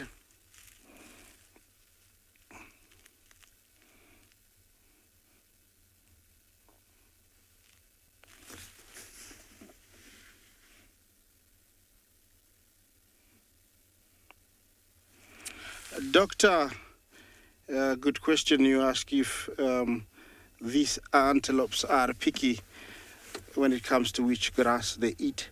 Of course, there are some very coarse grass, less in nutrition, so they prefer to go for the really nutritious ones. And there is one here that is very, very common. It's called the red oat grass, and that's what they mainly go for. In the water, there is the water sedge and reeds. They also go for that. But another adaptation that the impala has, it can eat leaves, so they can substitute from eating grass to eating plenty of leaves. Yeah, he's the main guy, and I think what happened there is he spotted a male, an intruder, and so he went to shoo him away. Oh, what happened? Got spooked. Yeah, is it a predator? We don't know.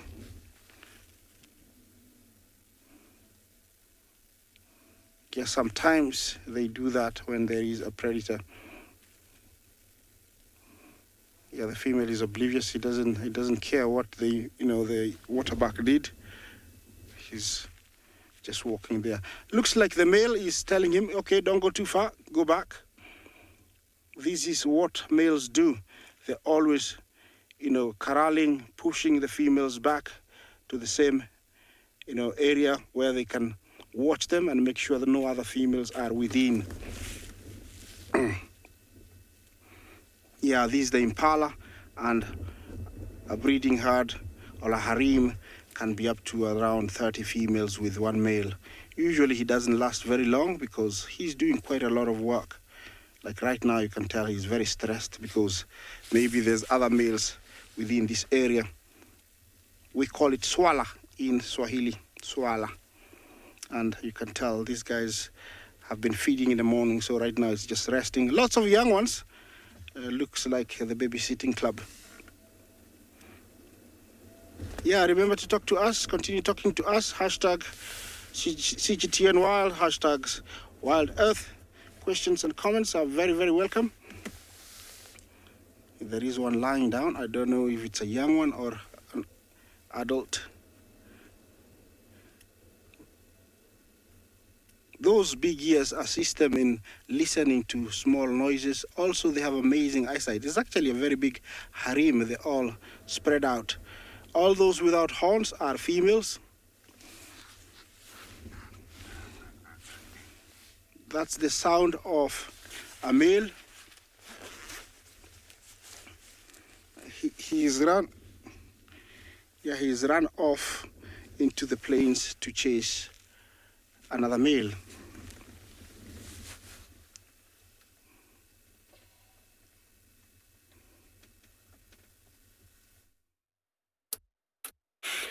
Well, staying by the Mara River, there's a lot that you see. We haven't seen any herds coming to cross us yet, but we always are very patient. You can see those two hippos that I'm guessing they're bulls just trying each other. While the rest of the herd, they're out. See how close that crocodile is? But apparently these mammals and reptiles coexist very peacefully. Once in a while, we have seen these huge reptiles going for baby hippos.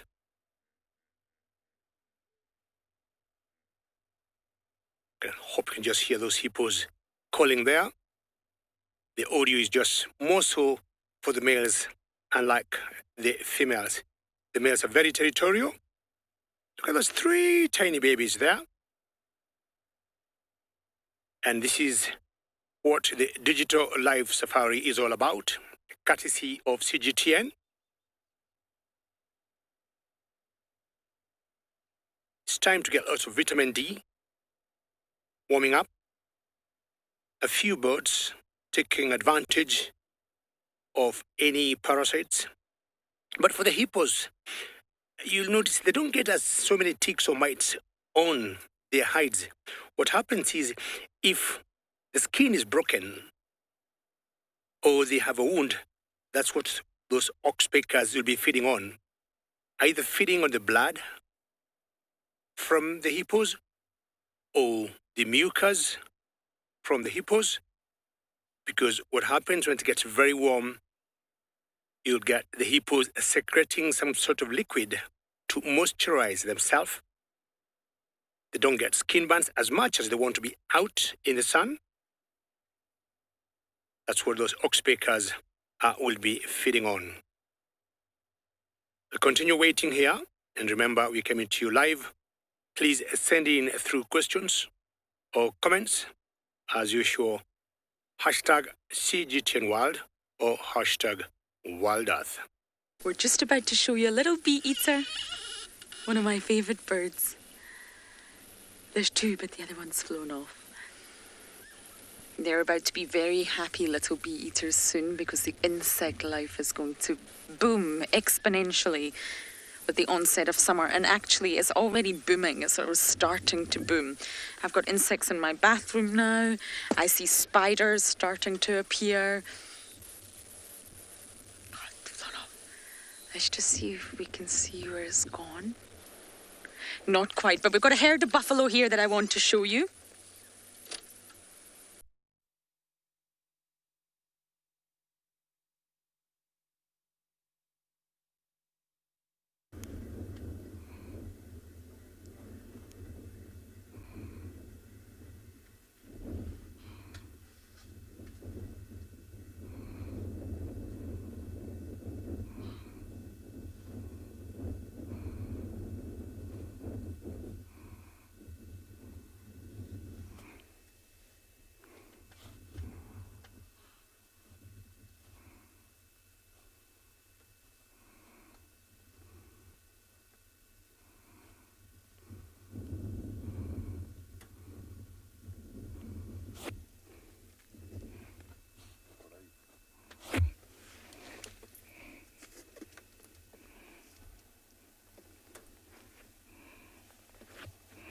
Yeah, the waterbuck looks like they saw something, because they're still looking.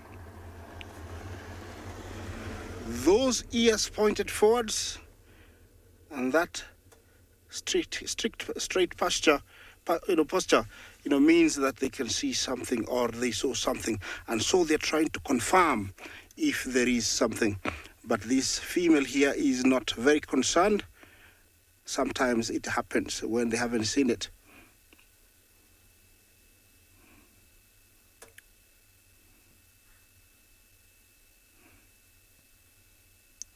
Marigold, you ask why these waterbucks don't have rings on their back. Well, we do have two types of waterbucks in Kenya, and the one we see here is the Fasa waterbuck, and the other one is called common waterbuck. The one with the ring, and they sometimes don't occur in the same area. We do find them, but in the northern parts of our country. You actually, the theory. They say that how they got the ring on their backs is that during the Noah's Ark, all animals were told to go, remember, 2 by 2, and while walking in, the waterbuck was very pressed. He went straight to the bathroom, to the toilet, and she sat on a wet toilet seat. That's how the theory, how they got the ring on their back. But hope you got it. Yeah, they don't occur here, but we do have them. This is the Fasa waterbuck. In size, they're very much the same color, behavior, habitat where they're found, almost always close to water, thick bush, and it's always a male with a few females. Sometimes you'll come across a bachelor herd of just males, and it is very common along rivers and lakes of Africa. Yeah, that female is still in the same pose. I don't know what she's listening to. The other female has relaxed, so that there's no immediate threat, and she's eating.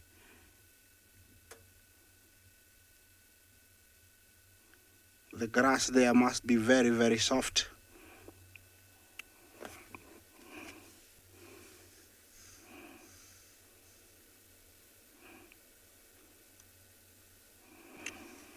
Harp, sorry, I didn't get that question. Could we repeat it again?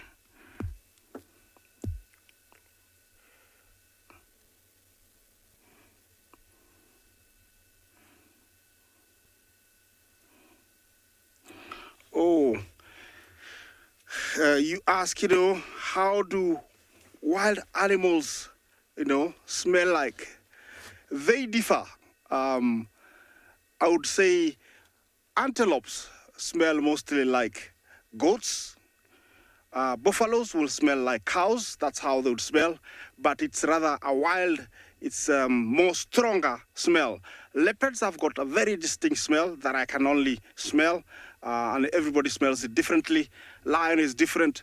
Elephant, it's a herbivore, so it smells of that, manure smell. But most of these antelopes, they smell mostly like goats, but they differ from one to the other.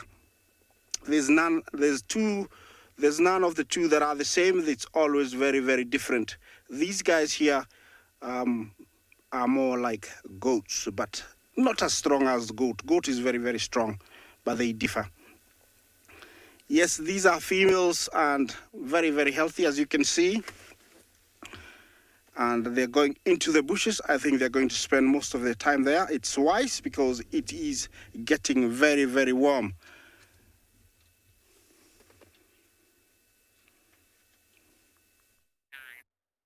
Absolutely. What happens when it gets warm? Many animals will choose and get some shades, but at the same time, they could be having some food and maybe a drink where they are. I want us to look a little bit about this river here, the Mara River, which I said earlier, this is the artery of the Masai Mara and the Serengeti National Park. Serengeti National Park is in Tanzania, and it's quite a long river. We are talking about 400 kilometers or about 250 miles odd. That's the length of this river.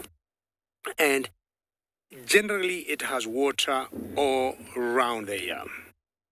Now, what I'm trying to say here is this river comes, of course, the source is Kenya, comes through the Mara all the way to Serengeti, back to Kenya, but then it drains in Lake Victoria. Between the source and Lake Victoria, we got loads of hippos and loads of crocs, and it supports lots of wildlife. At times, we call it the river of life or the river of death. But my big point here is Lake Victoria is the source of the Nile River. I could be wrong, but I guess it is the longest river in the world. Now, finally, just to impact on my point is the water you are seeing here in this river, all the way to Lake Victoria, all the way to the Nile River, and maybe one day it ends up in the Mediterranean Sea.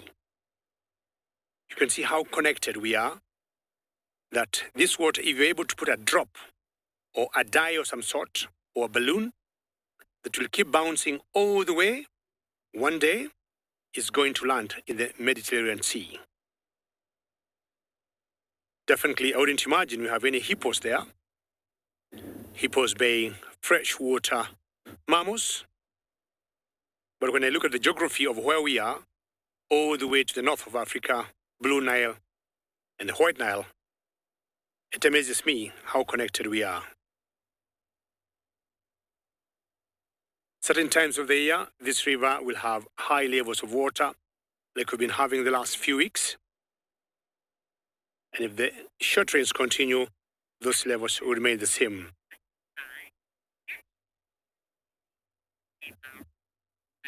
Butterfly, how are you today? And you're asking, do hippos carry their babies in their mouth? I wouldn't say so, Butterfly. I haven't seen that done, but I'm sure Butterfly, you know, all the cats we got here, starting from Savo cat. Not sure you are watching those kittens of Savo cat. I think it was yesterday. Jackals, lions, cheetahs, leopards. Anytime they'll want to change their dance, if those bundles of joy are very small, they'll carry them in their mouth. I would highly doubt the hippos would do the same.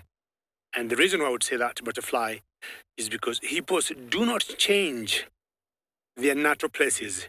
They tend to give birth in the water, of course, shallow areas by the riverside or by the lake. And being territorial, they'll remain in the same place. We've seen baby hippos also suckling while under the water. All their life is rounded or revolves in the water.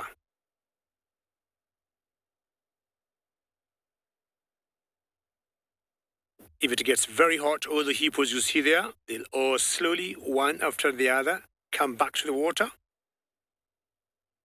I just want to show you again how close the crocodile is to that hippo. It's barely 1 meter, just about 3 feet away. And look at how peaceful the two different species are. Of course, they're there for a common reason, warming up, but staying very close to their safety grounds should anything go wrong.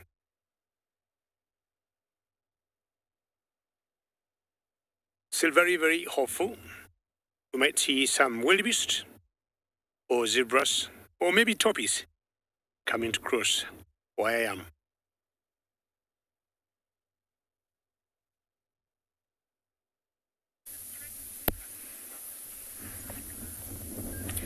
So how incredible is this? We were able to find a pride of lions. Not us, actually. There was another ranger that earlier on came past the same area that we are driving in now, and they found these lions. But it is a different pride from the ones that we constantly see now. If you look on the right, this isn't the dominant males. Remember the pride that we often see, that Birmingham pride with the 2 white lions within it. So this is a different pride to that. You'll notice this is even a different male to the dominant male, or males that we often see within this or on Ngala. And it is slowly starting to warm up, and you can see with the lions, they are panting quite a bit. It might also be that they've had a meal during the evening, maybe even early this morning.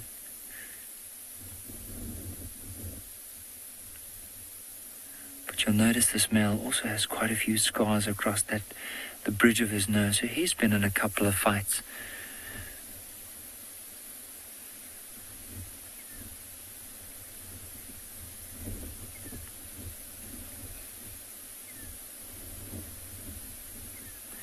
There's one female just left of where this male is lying down, and she's actually lying down facing in our direction with her like 2 front legs stretched out. Now notice how uncomfortable she is at the moment. Maybe it was that they've had a big meal, or maybe it's because it's warming up, but look at how she's panting quite heavily.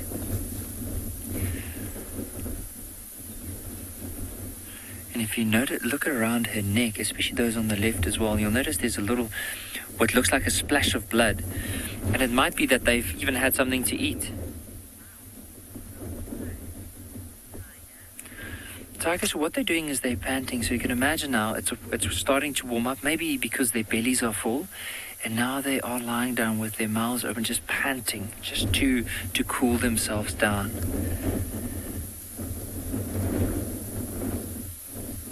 You can see with this one here.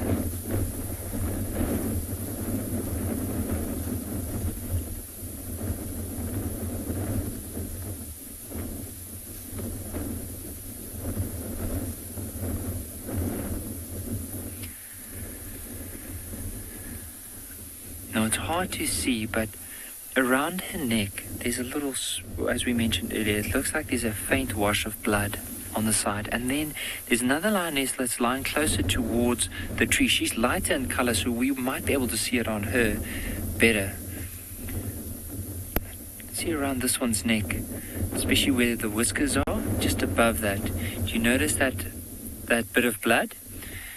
So it's a good chance that they might have during the evening or early this morning made the kill, had a good feast, and decided to come and lie down in the shade, digest it, and also just rest for the rest of the day.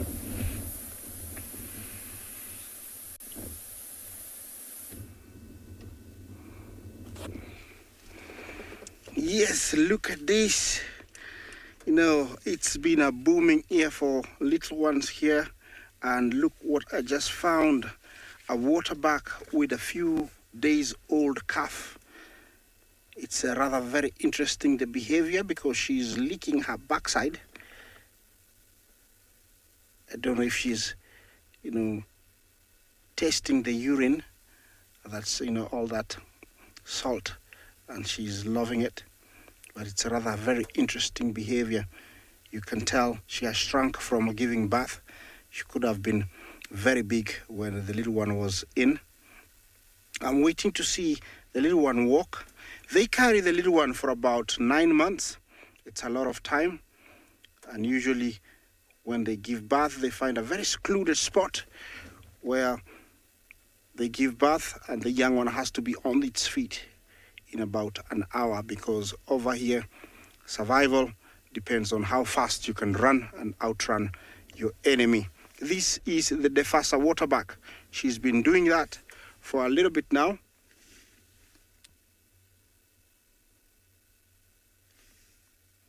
And it's very, very interesting. The little one seems to love it, and she's got her tail up. It's very hard to gauge if it's a male or female at the moment, but I would assume it's a female. Yeah. She must be enjoying this. She's not doing much. Hasn't changed the posture that she's been. I don't know if she's got her front legs folded, because I can't see her fully, but we'll be seeing that shortly. Seems to be enjoying that. Could be that the mother is getting the imprinting of her smell.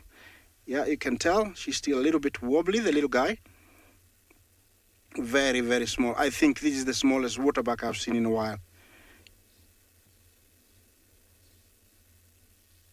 You can tell already, it knows you have to look around.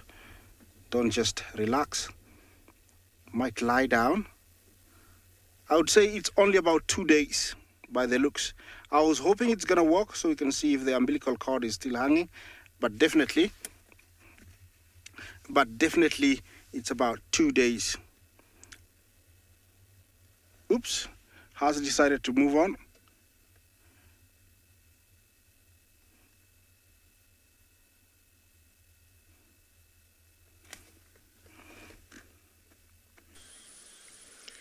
The action in Djuma Game Reserve is not stopping. We've now come across a large mixed breeding herd of buffalo. No wonder the lions are around. I think it's the same herd that we're seeing day in, day out. They're just travelling close to water, close to Bufosuk Dam, and then flitting between Djuma and Bufosuk, two neighbouring properties. They're really, really water dependent. They can't go days without it. They must drink daily. And the herd looks rather messy. We've got individuals everywhere, but actually there's rank within buffalo. And those that are higher ranked actually get the sort of benefit of being ahead of the herd or being in the centre, so that they don't have to eat all the trampled pastures. They also benefit from the protection of being right at the front or right in the centre of the herd. So it's protection from predators. It's a privileged position. And of course, if you're a bull, the higher ranked bulls have better access to the estrus cows that way. So it's not as scattered and uncoordinated as it may look. And within bulls, the rank is established through fighting ability. So they will fight, and the winner is higher ranked than the loser. And that's how they sort of establish it between themselves. but it is directly proportional to age as well as size. So obviously the bigger and stronger bulls are going to outcompete the smaller bulls, and as you age, you get bigger and stronger. So everything is directly proportional to each other.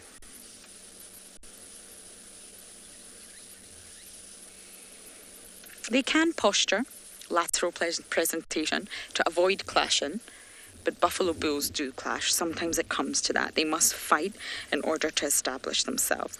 And it's more of a strength contest with head-on collisions, if you like, than it is, I'm going to kill you. They need their numbers. Buffalo needs large numbers in their herd for safety. There's lion prides all around, there's male lions all around, so it doesn't benefit for a strong older bull to kill all the weaker ones. So they tend to have a head-on collision using their horn bosses, and the stronger one is higher ranked. But they will avoid that. They will sort of do lateral presentation and showing off who's bigger, which is very common in prey species, before they will decide to clash with one another. They are equipped with weapons, after all. And they actually say the impact of horn boss clashing, so two males running at each other with this enormous bosses. The bosses are the sort of horn part that's on the top of the head, not the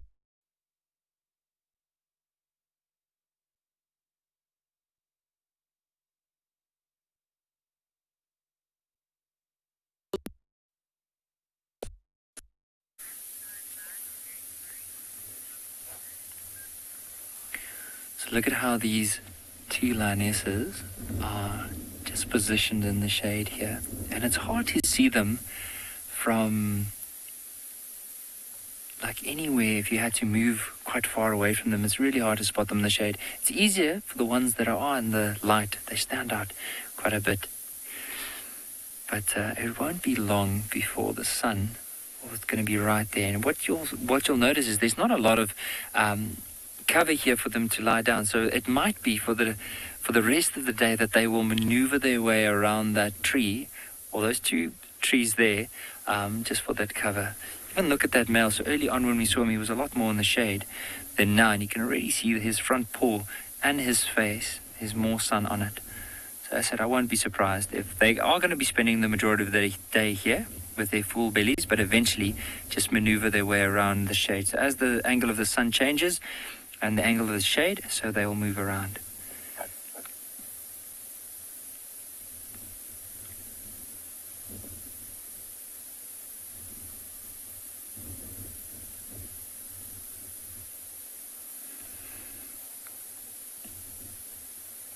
But if you look at his tooth, it's hard to see. I'm hoping that he turns back towards us again, but there's a decent chip off that tooth, and I wonder if it's from a fight, maybe as he was trying to hunt something, got a kick to the face.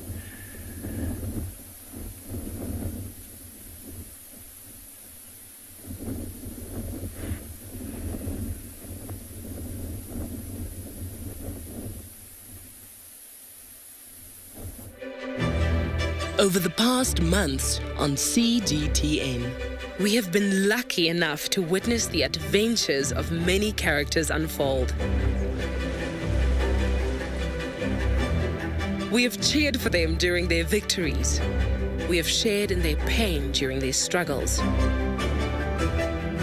And we've even giggled at their silly moments.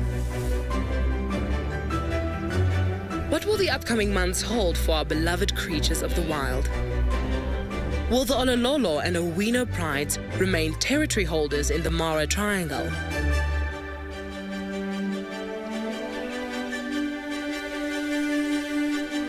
How will the white lions fare in the Birmingham Pride? Will the female continue to be adventurous and become a skilled participant and huntress within the pride? And will the pride allow the male to languishly fill his belly at every mealtime? Will Ribbon remain matriarch of the Djuma clan, and how will her boys fit into the ranks?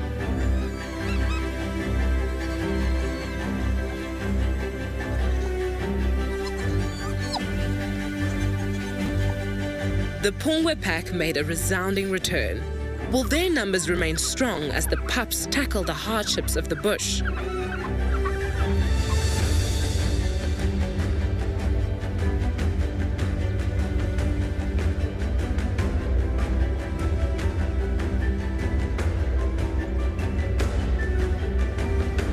Has Tlalamba finally learned that hoisting her kills is crucial in keeping them? Will Hukumuri remain ruler of his domain?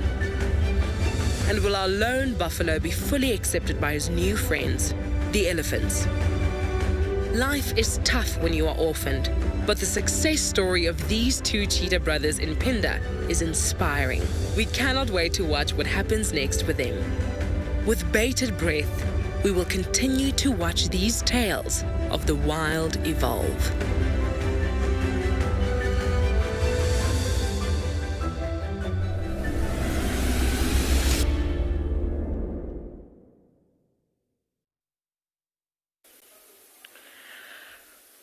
Welcome back to and Beyond Pinda Private Game Reserve. We're so sorry we couldn't be out right now, but as you can see, it's raining here in and Beyond Pinda, so we've had to seek some shelter.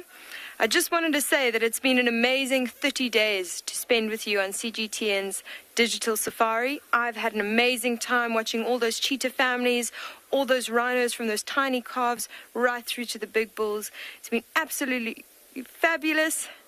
Zaijian.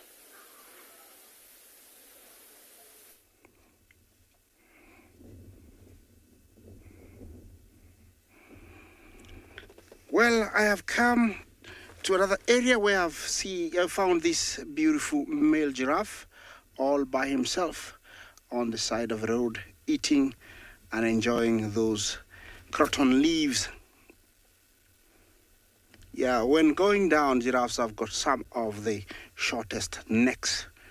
So sometimes they have to splay their legs to be able to reach for the shoots below. You can see he's picking a specific, bushes down there. That's what he's going for. He's not going for everything. Is he lacking one ear? Or is it folded backwards? Yeah, where is it? Oh, it's there. So they move like a radar, so he was listening backwards. Yeah, he's going for something deep down there. Look at that. And that's why they have a prolonged muzzle or a pointed mouth, so they can be able to penetrate bushes like this without pushing everything down or killing everything down. Yeah. Well, it's been very nice hosting you on CGTN Digital Safari for the last 30 days, 4 hours every day. All the amazing sights that we've shared, the giraffes, the crossings, the lions, the leopards, and the beautiful landscape. All I can say now, please, is a polite Zai Chien or goodbye. Zai Chien.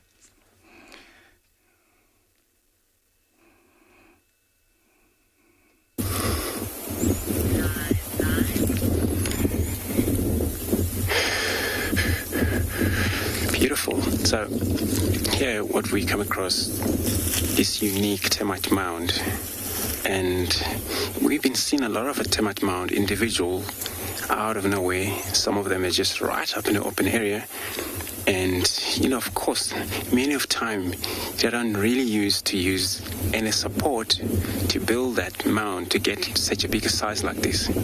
But this is also a very interesting one when I think this creation of this mound was this specific tree around here.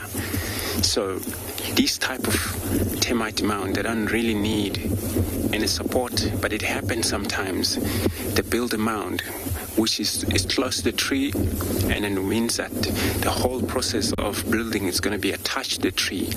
And then of course it's going to look like now it's going to be support of the whole process of the building up. And these creatures, they can be very old, so just want to take this time to thank you so much, all the viewers all over the world. Isn't that just been very exciting to view these wild animals, beautiful wild animals, in their own interactive, on their own wild. Isn't that also was very beautiful to see how they act, how they involve, how they take care of one another. They support those who are sick, they support those who cannot walk. And also that it's very good also to get close to them, but not to touch them. Isn't that was beautiful? So from our walking team this morning, just want to say thank you very much. And then until we meet again in the near future, Xianjian. This has just been such an incredible experience being able to sit with these lions. But I just wanted to also take the time for all our CGTN Digital Safari viewers to thank you for watching, especially like over the last month. How we were able to follow the different prides of lions, especially seeing the lions with the pride with the white lions, finding some of our leopards and being able to spend time with them, the wild dogs with their puppies. And then, of course, what a way to end it with a pride that I have never seen before, especially here at and beyond Ingala. And you can see the male is off to the right. Pride is here, and there's a few of the females that have moved to the back. But definitely from my side, I just want to say to all our viewers then that have been tuning in and watching us, Tai Jen, and thank you so much for watching and enjoying this with us.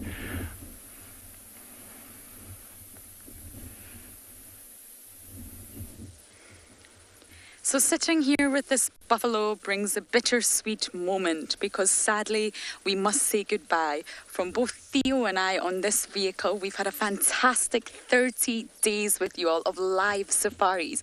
You're on the back of our vehicle and everything is happening as you see it. 4 hours each day for 30 days has been the most incredible adventure. Now from Duma Game Reserve, we managed to spend time with the Pungwe pack that we had this morning of wild dogs and all their 11 puppies. We've had time with the Juma clan and all their new offspring in the form of little bundles of cubs. We've spent time with the leopards, especially the royal lineage, Tingana, Miss Tandi and their daughter Tlalamba. It has been teeming with life here and you've been part of that journey every single day on CGTN's Digital Safaris.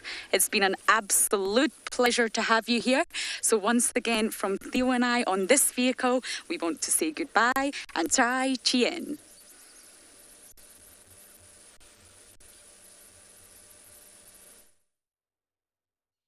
Thank you, Lauren. It has truly been a journey full of joy for all of us here in the African wilderness and above all here in the Masai Mara, because for the last 30 days or 1 month or so, you have been with us every other day on live safaris. We cannot thank CGTN for this digital safari, and every day for 4 hours, you have been such a wonderful audience.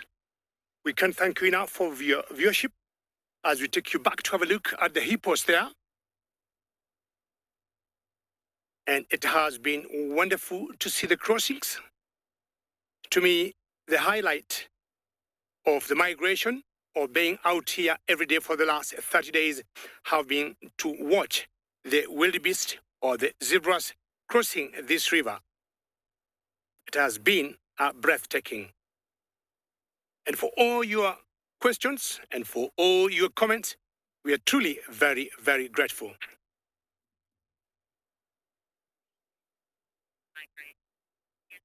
Felix, you're asking what's the favorite part of the migration? For me, I would say is to see those animals cross this river. When that happens, we'll have reptiles like the crocodiles laying ambush, other predators like lions laying ambush. Not sure whether you watched a couple of days. I had a very young wildebeest trying to cross the river, and we had a huge croc that was holding its hindquarters. But it was very lucky because the wildebeest was outside the water and she had a better grip. And crocodiles, once the prey is out of the water, they do not have very good chances of winning or bringing the prey down.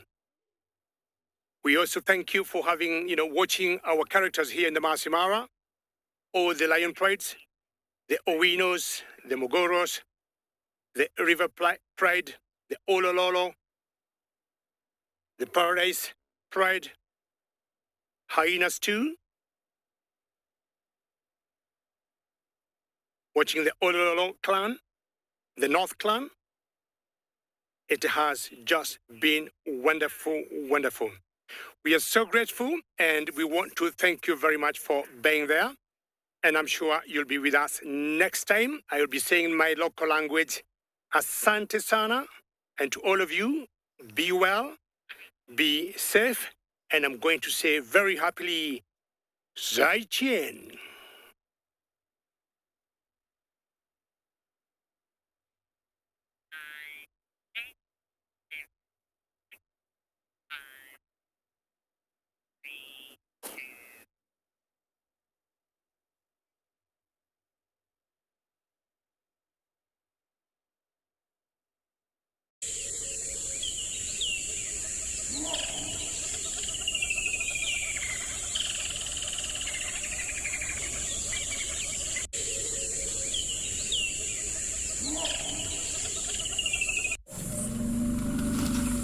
This program features live coverage of an African safari and may include animal kills and carcasses. Viewer discretion is advised.